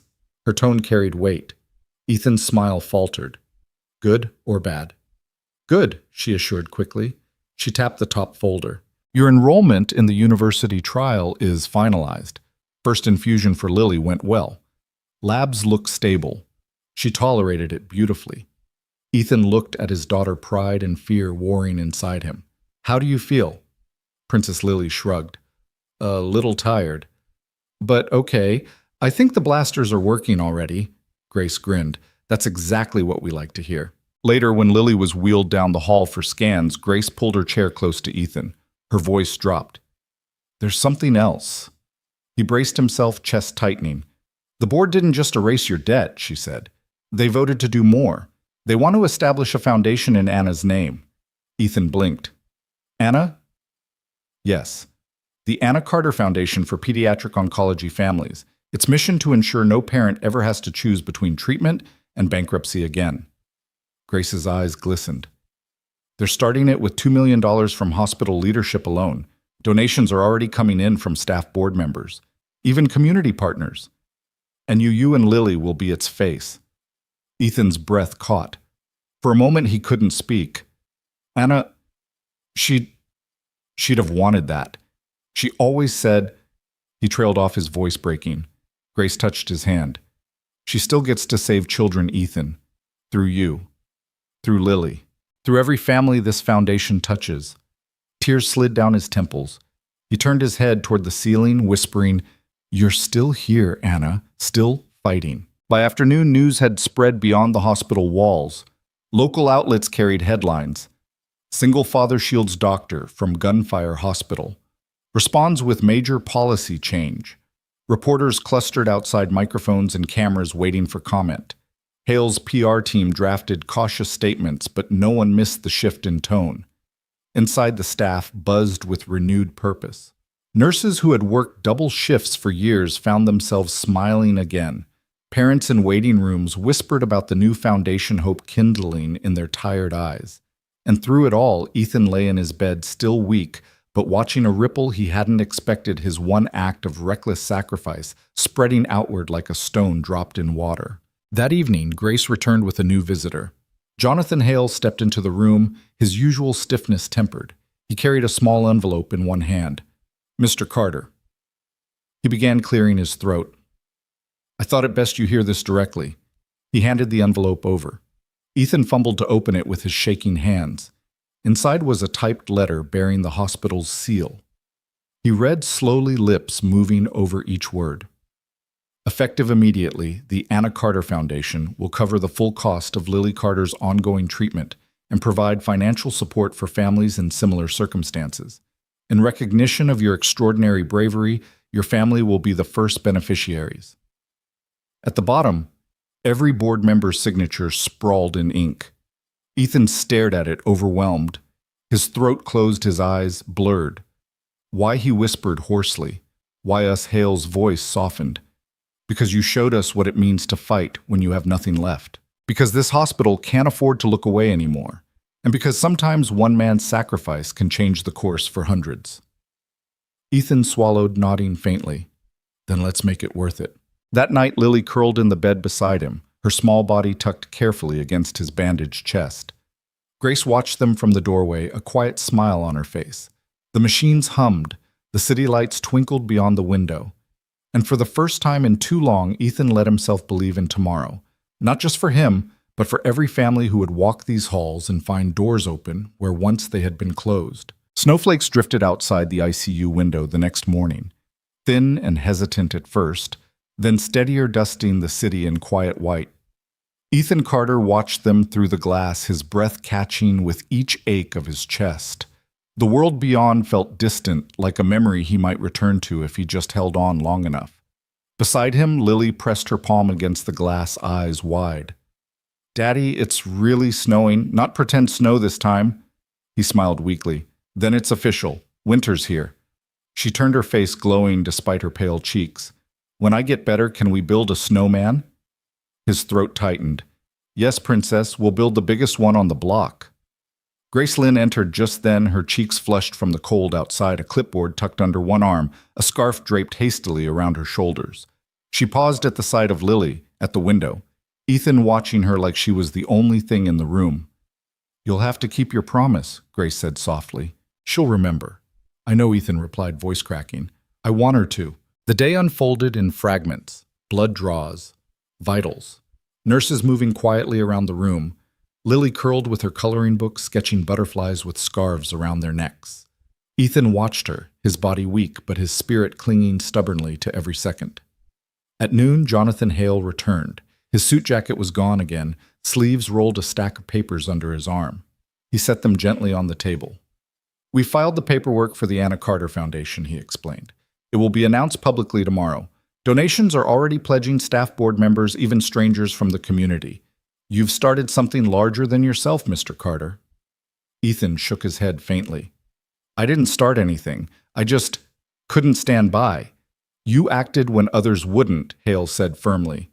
"That's the spark. Now the rest of us have no excuse." Grace glanced at Ethan, her expression soft but fierce. "Anna's name is going to save more children than we'll ever count." Ethan closed his eyes, whispering, "She deserves that." Later that afternoon, Lily was wheeled down for her next infusion. Grace stayed at Ethan's bedside, reviewing charts, keeping vigil. Ethan broke the silence. "You said yesterday about Monroe, the man with the gun, his son." Grace's face tightened. "Acute leukemia, same diagnosis as Lily. They ran out of coverage. The hospital turned them away when payments stopped. Tommy died 7 weeks ago." Ethan swallowed the weight of the truth pressing hard. "I saw it in his face. He wasn't crazy, just broken." Grace nodded. "Exactly. Don't let them bury him under bars," Ethan whispered. "He doesn't need punishment. He needs help." Her voice was quiet but steady. "I'll speak for him. You're not the only one who sees the truth." By evening, the ICU felt less like a prison of machines and more like a sanctuary. A nurse hung string lights along the window at Lily's request, their soft glow chasing away the harsh sterility. Lily returned from infusion and snuggled against her father, pointing at the lights. "They look like stars," she murmured. Ethan kissed her hair. "Then let's make a wish." They both closed their eyes. Silence fell except for the hum of machines. Grace watched them from her chair, a lump in her throat. She thought of all the parents she'd seen walk these halls, all the losses, all the bills that had stolen time as surely as any disease. She thought of Ethan taking a bullet to shield her, of Lily's fragile but unyielding hope of Anna's insurance finally breaking through after years of cruelty. She thought, this is what it means to fight for life. Not just to keep a heart beating, but to give it room to hope again. That night after Lily had drifted into sleep and Ethan dozed lightly, Grace stepped out into the hall. Jonathan Hale waited by the nurse's station, a phone pressed to his ear. He ended the call when he saw her. "Press wants a statement tomorrow," he said. "They'll push for details. Then give them this." Grace replied, her voice steel. "Tell them we failed families like Ethan's and Monroe's, but we're changing that now. Tell them Anna Carter's name will mean no more children are lost for lack of money." Hale studied her, something like admiration flickering in his tired eyes. "You'd make a hell of a director yourself, Dr. Lynn." Grace shook her head. "I just want to save children. Then maybe that's exactly why you should." Back inside, Ethan stirred awake. He found Lily's hand still tucked in his, the lights twinkling above them, the machines keeping rhythm with his heartbeat. For the first time in a long time, he didn't fear the night. He closed his eyes, whispering a promise into the dark. "We'll build that snowman, Princess. I swear it." And this time, he believed it. Morning settled on the hospital like a white sheet, cool clean, a little too bright. Snow held to the branches outside, sugar dust on bare limbs, the street below muffled and slow. Inside the ICU, the world kept time by beeps and soft shoe squeaks and the thin rattle of IV bags swaying when someone passed too close. Ethan Carter woke with the kind of start that comes from dreaming. You've dropped something and then realizing your hands are already holding it. Lily's fingers were there, small and warm in his palm. Grace Lynn's voice drifted from the doorway, low, paired with a deeper one he didn't recognize. Detective Harper, square shoulders in a suit that had seen too many long nights. A notebook, a look he tried to keep neutral and failed. "Mr. Carter," he said gentler than his frame suggested. "I'm sorry to trouble you. We'll keep it short." Ethan nodded. The chest tube tugged, reminding him. "It's fine." Grace stayed. Mateo lingered just beyond the glass, a silhouette of watchfulness. Harper took a chair, set his notebook on his knee, and the room folded into a different kind of quiet. Legal quiet, precise, the kind that shapes outcomes. "We've taken a statement from the ER staff," Harper began. "Security. Dr. Lynn. We need yours. Anything you remember about the moments before the shot." Ethan glanced at Lily. She was coloring tongue between teeth, rabbit perched on her lap like a plush foreman supervising art. He looked back at Harper. He wasn't a monster, Ethan said, before the detective could ask. He was ruined. Harper's pen hesitated. David Monroe. Ethan nodded. He kept saying he just wanted to see his boy, Tommy. He said the hospital wouldn't let him. He wasn't aiming to kill a stranger. He was aiming at the thing that took his son, and the weapon aimed at Dr. Lynn Harper's tone stayed even. Ethan's throat tightened. He was pointing at anyone in a white coat, at what the white coat meant to him. He paused, blinked. He saw the system. Grace happened to be standing there. Grace looked at the floor. The fluorescent lights threw a thin shimmer across her dark hair. She didn't speak. Harper wrote, "Do you wish to seek charges?" Ethan blinked. The question stunned him with its bluntness. "Isn't that your job?" "It is," Harper said. "But victims get a voice." Ethan's eyes slid to Lily. She drew a purple wing, slow and careful, then blew on the paper because maybe that helps ink dry. He looked back at Harper. "I want him to see his son's name somewhere that isn't a headstone," he said. "I want him to do something that stops the next David Monroe from picking up a gun. If prison does that, fine. But if there's another way..." Harper's pen hovered the point, leaving a bright dot in the page. "You're asking for leniency. I'm asking for mercy that looks like work," Ethan said. "Counseling, service, something that lets him stand in front of other fathers and say, 'Don't go where I went.'" Harper nodded, a slow, measured dip, not a promise, but a respect. "I'll pass your request to the ADA." Grace exhaled like she'd been holding the breath since the door opened. "Thank you," she said to Harper. She meant it. Harper closed his notebook. "We'll follow up," he said and stood. Before he left, he glanced at Lily's paper. "That's a good-looking butterfly," he said, and his face did something softer, quick. "My daughter draws horses. Badly." Lily grinned. "I can teach her butterflies." "I'll take you up on that," he said, and the door clicked behind him. For a while, they just listened to the machines resume ownership of the room. A heater kicked on somewhere, a low hum like an old refrigerator trying its best. Snow tapped the window in airy half-moons. Ethan wet his lips. "How did he get this far?" Grace said. Then, because he deserved more than poetry, she added, "a lapse." A door wedged open with a medcart long enough to push through. A failing system that taught him to see hospitals as gates with price tags. Ethan stared at the ceiling. The acoustical tiles made a grid like paper waiting for a list. He imagined writing "sell truck," "sell tools," "sell ring," "sell sleep." He imagined the last line, "sell blood." You couldn't sell enough of it. He had tried anyway. "I feel like I know him," he said. "Like if one call last week had gone differently, that could have been me." Grace's chair creaked when she shifted closer. I know, she said quietly. Me too. He looked surprised. She smiled without showing teeth. Not the gun, but the braking. The moment when everything you push against stops moving and you think the only way through is something you won't recognize yourself after. Ethan nodded. He had lived on the edge of that cliff for months. He had peered over. He had pulled himself back by Lily's small hand and something older than language. A soft tap at the glass. Jonathan Hale holding 2 paper cups. He stepped in, handed one to Ethan broth the color of tea, one to Grace actual coffee this time. He hovered awkward, then settled his weight into a stance of someone determined to be useful. The ADA is coming by, he said, wants to take your statement formally while you're here. I told them it'll be on your schedule, not theirs. Ethan raised the cup in something like thanks. I already told the detective, he said. Hale nodded. This will be more procedural. And I asked if they'd consider a restorative track. They didn't say no. Grace looked at him. You asked? Hale shrugged like maybe good deeds fit him uncomfortably, but he was trying them on for size. We're changing policy in 1 wing, he said. Might as well try changing it in 2. He left. The room kept breathing.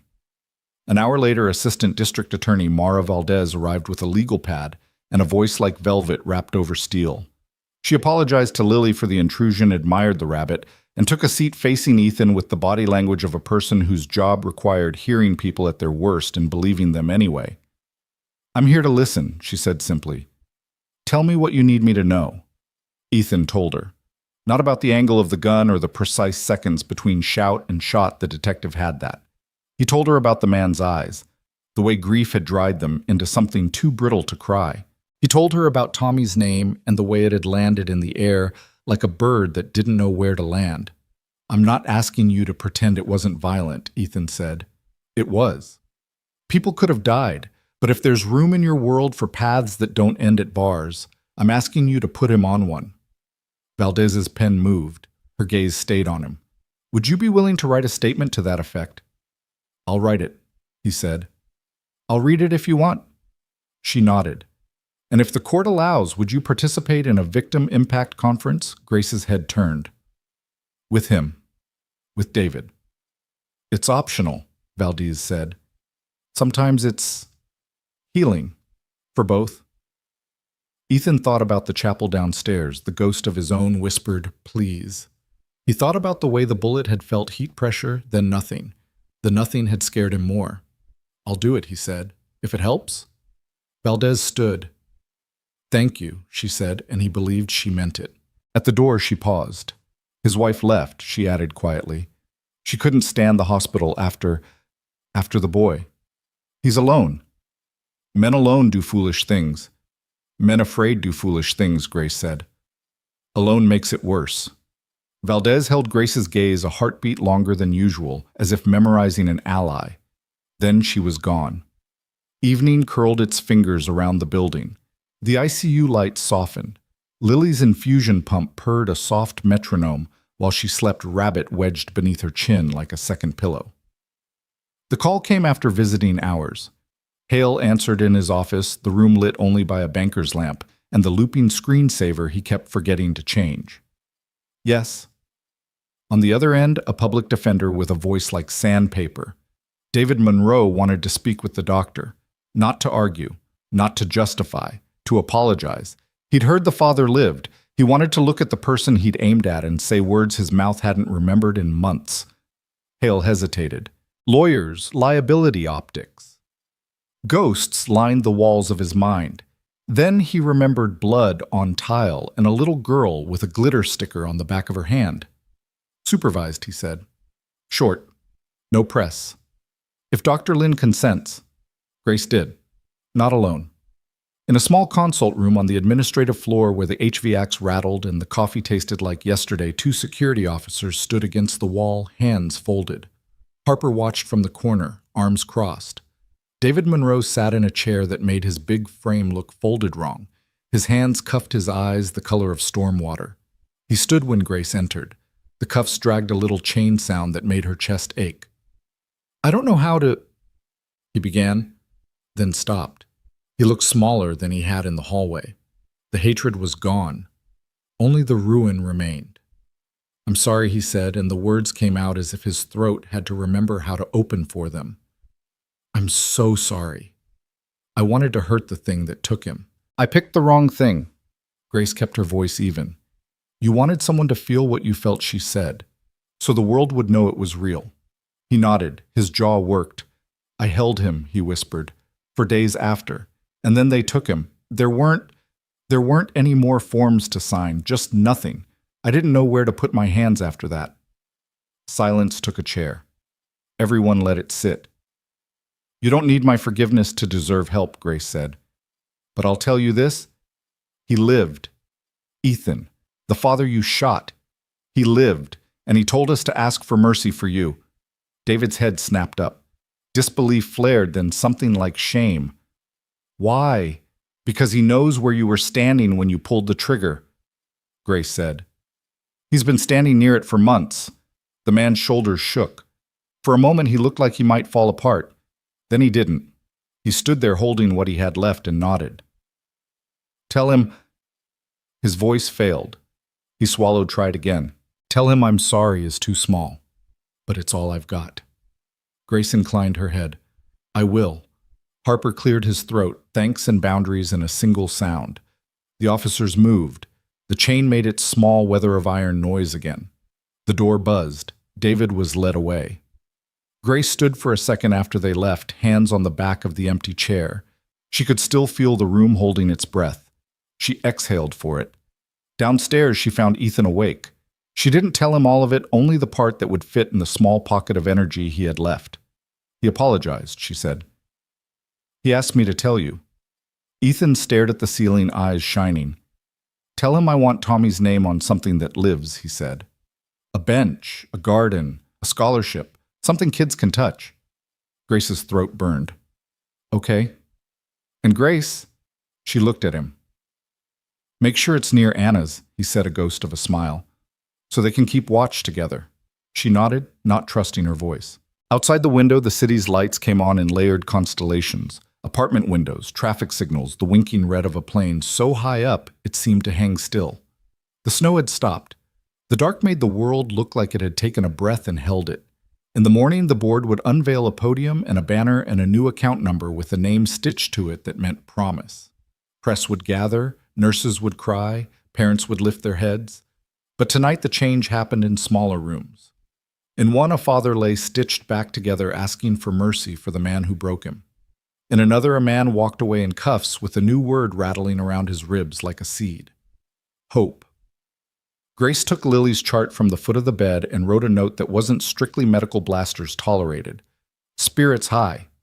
She set the pen down, then picked it up again and added, "Next of kin, all of us." She turned off the overhead light and left the lamp by the window on. It painted the room in soft gold, turned the IV pole into a little tower, made the butterfly drawing look like it might lift from the paper if anyone breathed too hard. "Hold," she whispered, out of habit now, out of faith. The monitor kept answering, steady, stubborn, the sound of a life insisting on more. Morning broke crisp and blue, the kind of winter morning that made every rooftop sparkle with frost. The hospital, however, buzzed with a different kind of brightness anticipation. The Anna Carter Foundation would be announced at noon, and already reporters gathered outside their cameras, catching steam from their own breath as they waited in the cold. Inside the ICU, Ethan Carter stirred awake to the faint rumble of voices and movement in the hall. His chest hurt less today, though every breath still reminded him of the scar stitching him back together. Lily was beside him again, coloring on her clipboard, her stuffed rabbit perched on the blanket like a guardian. "Daddy," she said without looking up. "I'm making a picture for Mommy. Do you think she can see it?" Ethan's throat tightened. "I think she sees everything, Princess. Then I'm drawing butterflies so she knows the soldiers are winning." Grace Lynn entered just then, balancing a laptop and a folder under one arm, her other hand carrying 2 cups, coffee for herself, apple juice for Lily. She smiled at the sight of them. Butterflies again. "You're going to have a whole garden before this is over. That's the plan," Lily said solemnly. Grace set the juice down and turned to Ethan. "Big day today. The board wants you there when they announce the foundation." Ethan blinked. "Me, I can barely walk." "We'll get you there," Grace said. Wheelchair monitors, whatever it takes. This is your story as much as Anna's. He let the words settle, both humbled and daunted. She'd laugh if she saw me at a podium. She'd be proud, Grace countered. Late that morning, hospital staff crowded into the main auditorium. Nurses in scrubs, administrators in suits, parents with tired eyes. Cameras lined the back lenses, glittering under stage lights. At the front stood Jonathan Hale, posture formal, but his expression softer than usual. Beside him, a podium draped with a banner, the Anna Carter Foundation for Families for Futures. Ethan was wheeled in by Mateo Lilly, perched carefully on his lap. Grace walked at their side, her presence steadying. The room quieted as they entered. All eyes followed them down the aisle. Hale stepped to the microphone. We are here today because one man chose courage in the face of despair, because one family bore a weight no one should bear, and because one name, Anna Carter, deserves to mean hope for every parent who walks these halls. Applause rippled through the room. Ethan lowered his eyes, overwhelmed. Hale continued, his voice resonant. The Anna Carter Foundation begins today with $2 million pledged from our leadership. Its mission to ensure that no child is denied treatment because of money. To give every parent what they deserve, time, care, and hope. He gestured to Ethan. And now the man whose sacrifice showed us the way, Ethan Carter. Ethan gripped the podium with trembling hands as Mateo steadied the wheelchair. The microphone loomed too close, the crowd a blur of faces. Lily squeezed his hand, her small fingers anchoring him. He took a breath that hurt, but spoke anyway. I'm not a hero. I'm just a dad who wanted to keep his little girl alive. I stepped in front of a bullet because I couldn't lose the doctor who was fighting for her when no one else would. I would do it again. His voice cracked. He paused, letting silence stretch until he could breathe through it. But this isn't just about me or about Lily. This is about every parent who's been told the same thing I was told, come back when you have the money. This foundation means no one else has to hear that. He looked at Lily, then at the banner. My wife Anna believed every child deserved a chance. Now her name will make sure they get one. That's the only legacy that matters. Applause thundered loud enough to rattle the walls. Tears streaked faces across the room. Lily leaned into the microphone shyly. Thank you for helping my mommy's name save other kids. The room erupted again. Later, as the crowd dispersed and reporters called out questions, Hale approached Ethan quietly. You changed us today, more than any policy ever could. Ethan shook his head. Anna did. Grace, standing nearby, added softly. And Lily. Lily beamed, and Daddy too. That evening back in the ICU, Ethan lay exhausted but lighter than he had felt in months.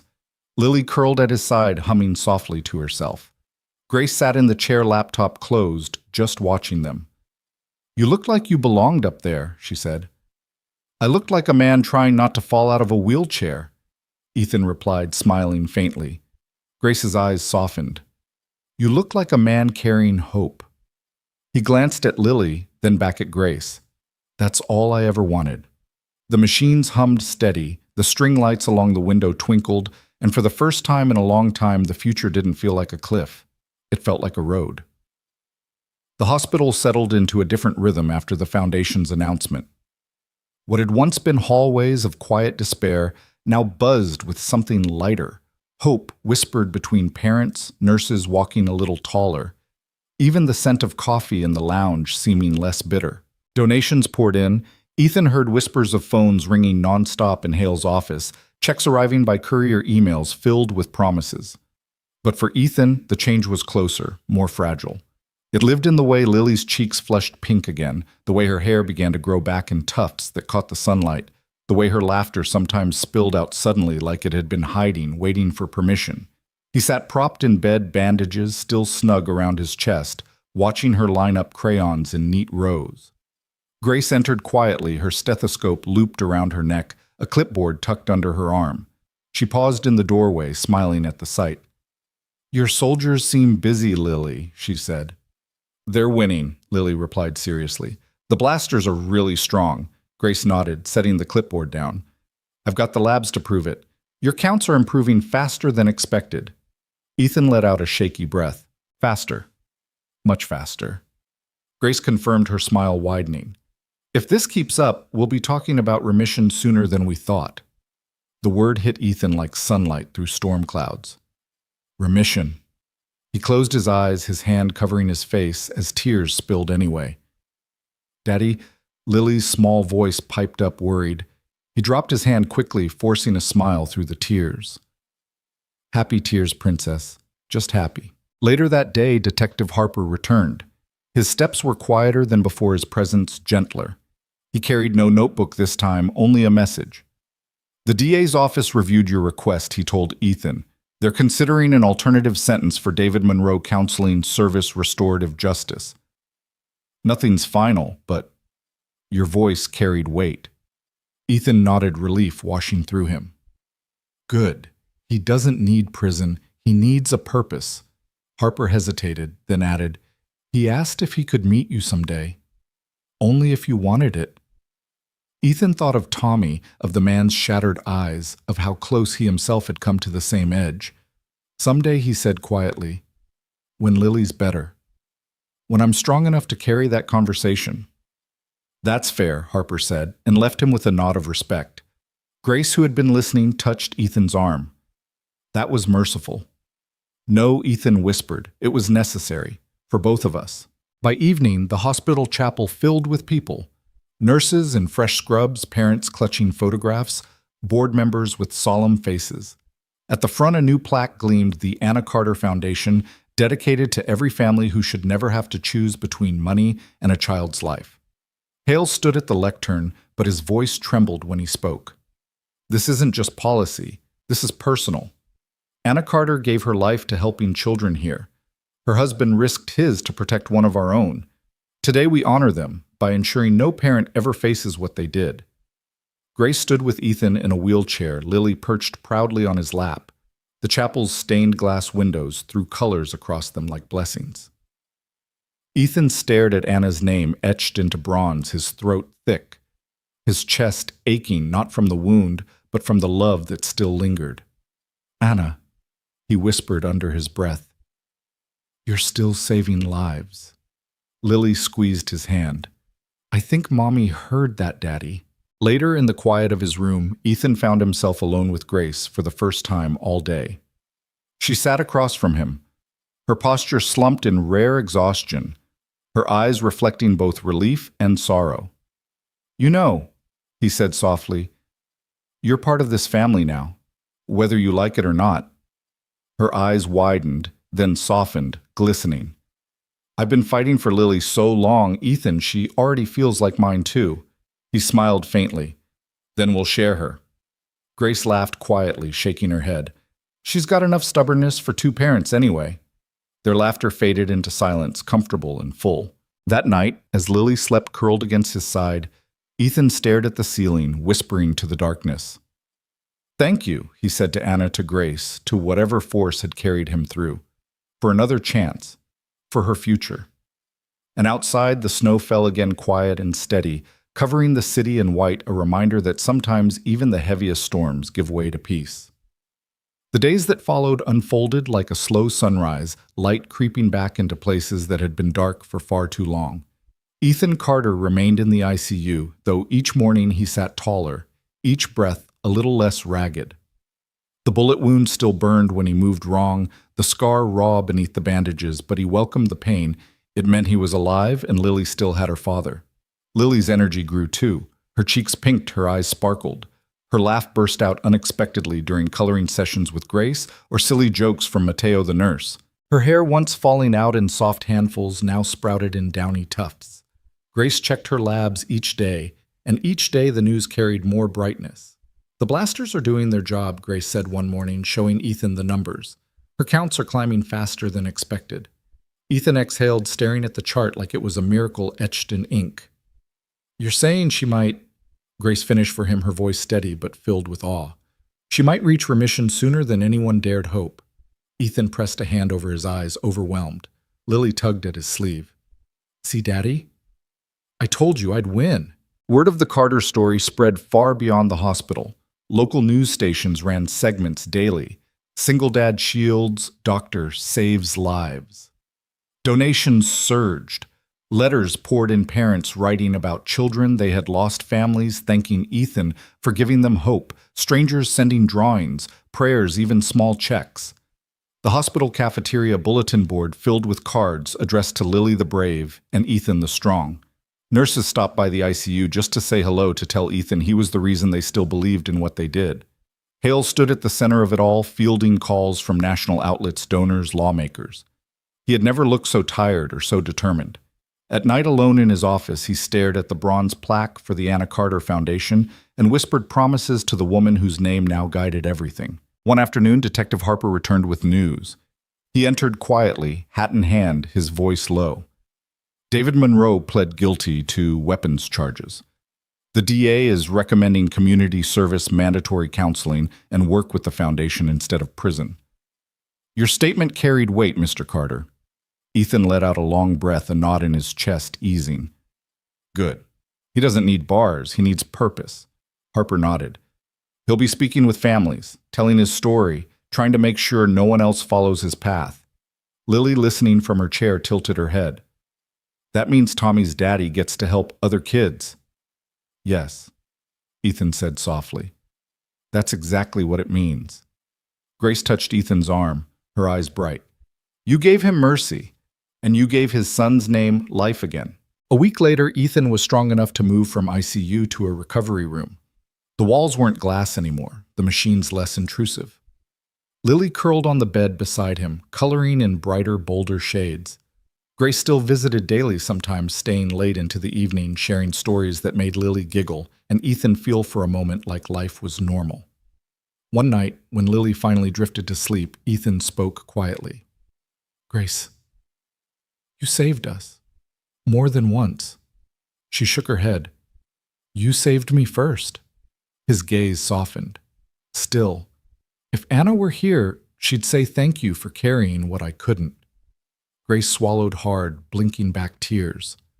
I'd tell her it was an honor. Silence stretched, filled with the steady sound of Lily's breathing. In that quiet, something shifted, grief easing, replaced by a fragile but growing sense of peace. Meanwhile, preparations for the Foundation's first fundraiser began. Flyers printed, calls made, volunteers lined up. The hospital auditorium would host hundreds with Ethan and Lily as guests of honor. Ethan protested, I'm not a speaker. I barely made it through the last one. You don't need to be polished, Grace told him. You just need to be real. People don't want perfection. They want truth. And you've lived it. Lily chimed in, grinning. You can tell them about the pancakes? Ethan laughed until it hurt. Maybe I will. That night, as snow fell again outside the window, Ethan lay awake. Lily slept soundly against his arm. Grace had gone home for once, urged by Mateo to rest. Ethan stared at the ceiling, whispering to the empty air. Anna, I hope you see this. Our girl's fighting. She's winning. And your name is going to save so many others. His eyes closed, tears slipping down his cheeks. For the first time in years, he slept without nightmares. The day of the Foundation's first fundraiser arrived like the overture to something larger than any one person. The hospital auditorium had been transformed overnight. Banners draped in Anna Carter's name, photographs of smiling children lined along easels, tables stacked with programs and pledge cards. Volunteers bustled, donors mingled, and cameras flashed beneath the soft shimmer of stage lights. In a private room nearby, Ethan Carter sat in a wheelchair, tugging at the collar of his borrowed suit jacket. The fabric felt stiff against the healing wound beneath his shirt. He glanced at Lily, who twirled in a simple white dress, her hair just long enough to catch a bow. She looked like sunlight reborn. Daddy, do I look like Mommy used to? She asked suddenly, her eyes wide, her voice shy. Ethan's breath caught. He reached out, pulling her close. Exactly like her. Beautiful, brave.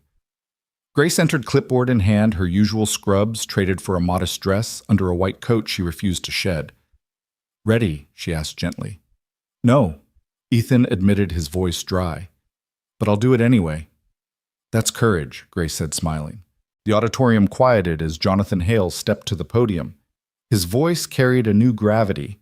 We are gathered to honor Anna Carter's legacy, but also to celebrate the living proof of what sacrifice can achieve. Tonight we stand with Ethan and Lily Carter. Applause thundered, echoing off the walls. Ethan was wheeled forward, Lily walking proudly beside him, her small hand gripping his. The cameras captured everything: his pale but determined face, her glowing smile, the way they looked at each other as if the whole world narrowed to just them. Ethan gripped the podium. The room swam with faces expectant and silent. He cleared his throat, feeling every beat of his heart, every ache of his healing chest. "I'm not a public speaker," he began. "I'm just a father who almost lost his little girl because of money. A father who stood in front of a gun because I couldn't bear to see the one person who was fighting for her fall." The room stilled. Ethan's voice cracked, but he pressed on.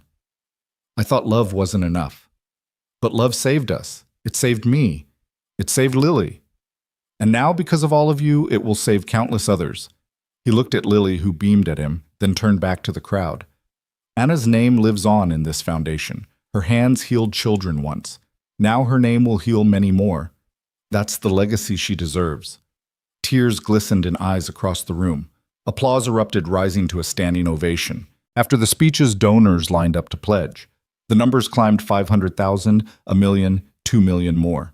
Grace stood off stage, watching with a hand pressed against her chest.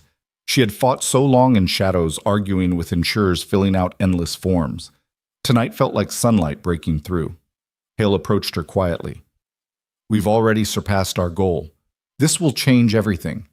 Grace nodded, her eyes fixed on Ethan and Lily, greeting strangers, shaking hands, accepting embraces. "It already has." When the evening ended, Ethan wheeled out with Lily asleep on his lap, her head against his chest, her rabbit dangling from her hand. Grace walked beside him, steadying the chair over uneven tiles. "She didn't even make it to dessert," Ethan whispered, smiling. "She didn't need to," Grace said softly. "She already got everything she wanted: her father alive, her future safe." They paused at the elevator. The night outside was quiet, the snow reflecting the city's lights. Ethan glanced at Grace. "You know, I couldn't have carried this without you." Her eyes shone. "You weren't meant to carry it alone." Back in their room, Ethan laid Lily gently on the bed, covering her with a blanket. He lingered, watching her chest rise and fall, her face peaceful. Then he turned to the window, to the stars glittering above the snowy city. His voice was low, steady. "Anna, did you see your name lit up a room tonight? Our little girl danced. She's winning, and I'm still here." He pressed his forehead to the glass, eyes closed, a single tear slipping free. Grace, standing behind him, whispered, "She saw." "I'm sure she did." And in the quiet of that winter night, with hope alive in every corner of the hospital, Ethan Carter believed it too.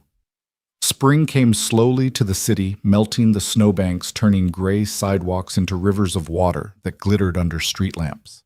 By then, Ethan Carter was walking again, slow, careful steps, his hand sometimes gripping the rail, but upright. His lungs still ached on cold mornings, the scar on his chest ached in damp weather, yet every step felt like proof he had survived. Lily thrived. Her hair grew thick and golden, curling at the ends, her cheeks plump. Again, her laugh returning in bursts that echoed down hospital hallways. Scans showed what Grace had dared to hope: complete remission. The word itself seemed like sunlight. Ethan had whispered it to himself at night, as if saying it often enough could keep it true. One afternoon, Grace entered their room with a smile brighter than the spring sky. "The results are official. She's clear." Ethan froze. He looked at Lily, then back at Grace, his throat closing. "Clear, clear." Grace repeated, her voice breaking into laughter through tears. She beat it. Lily clapped her hands, her rabbit bouncing in her lap. "I told you the blasters would win."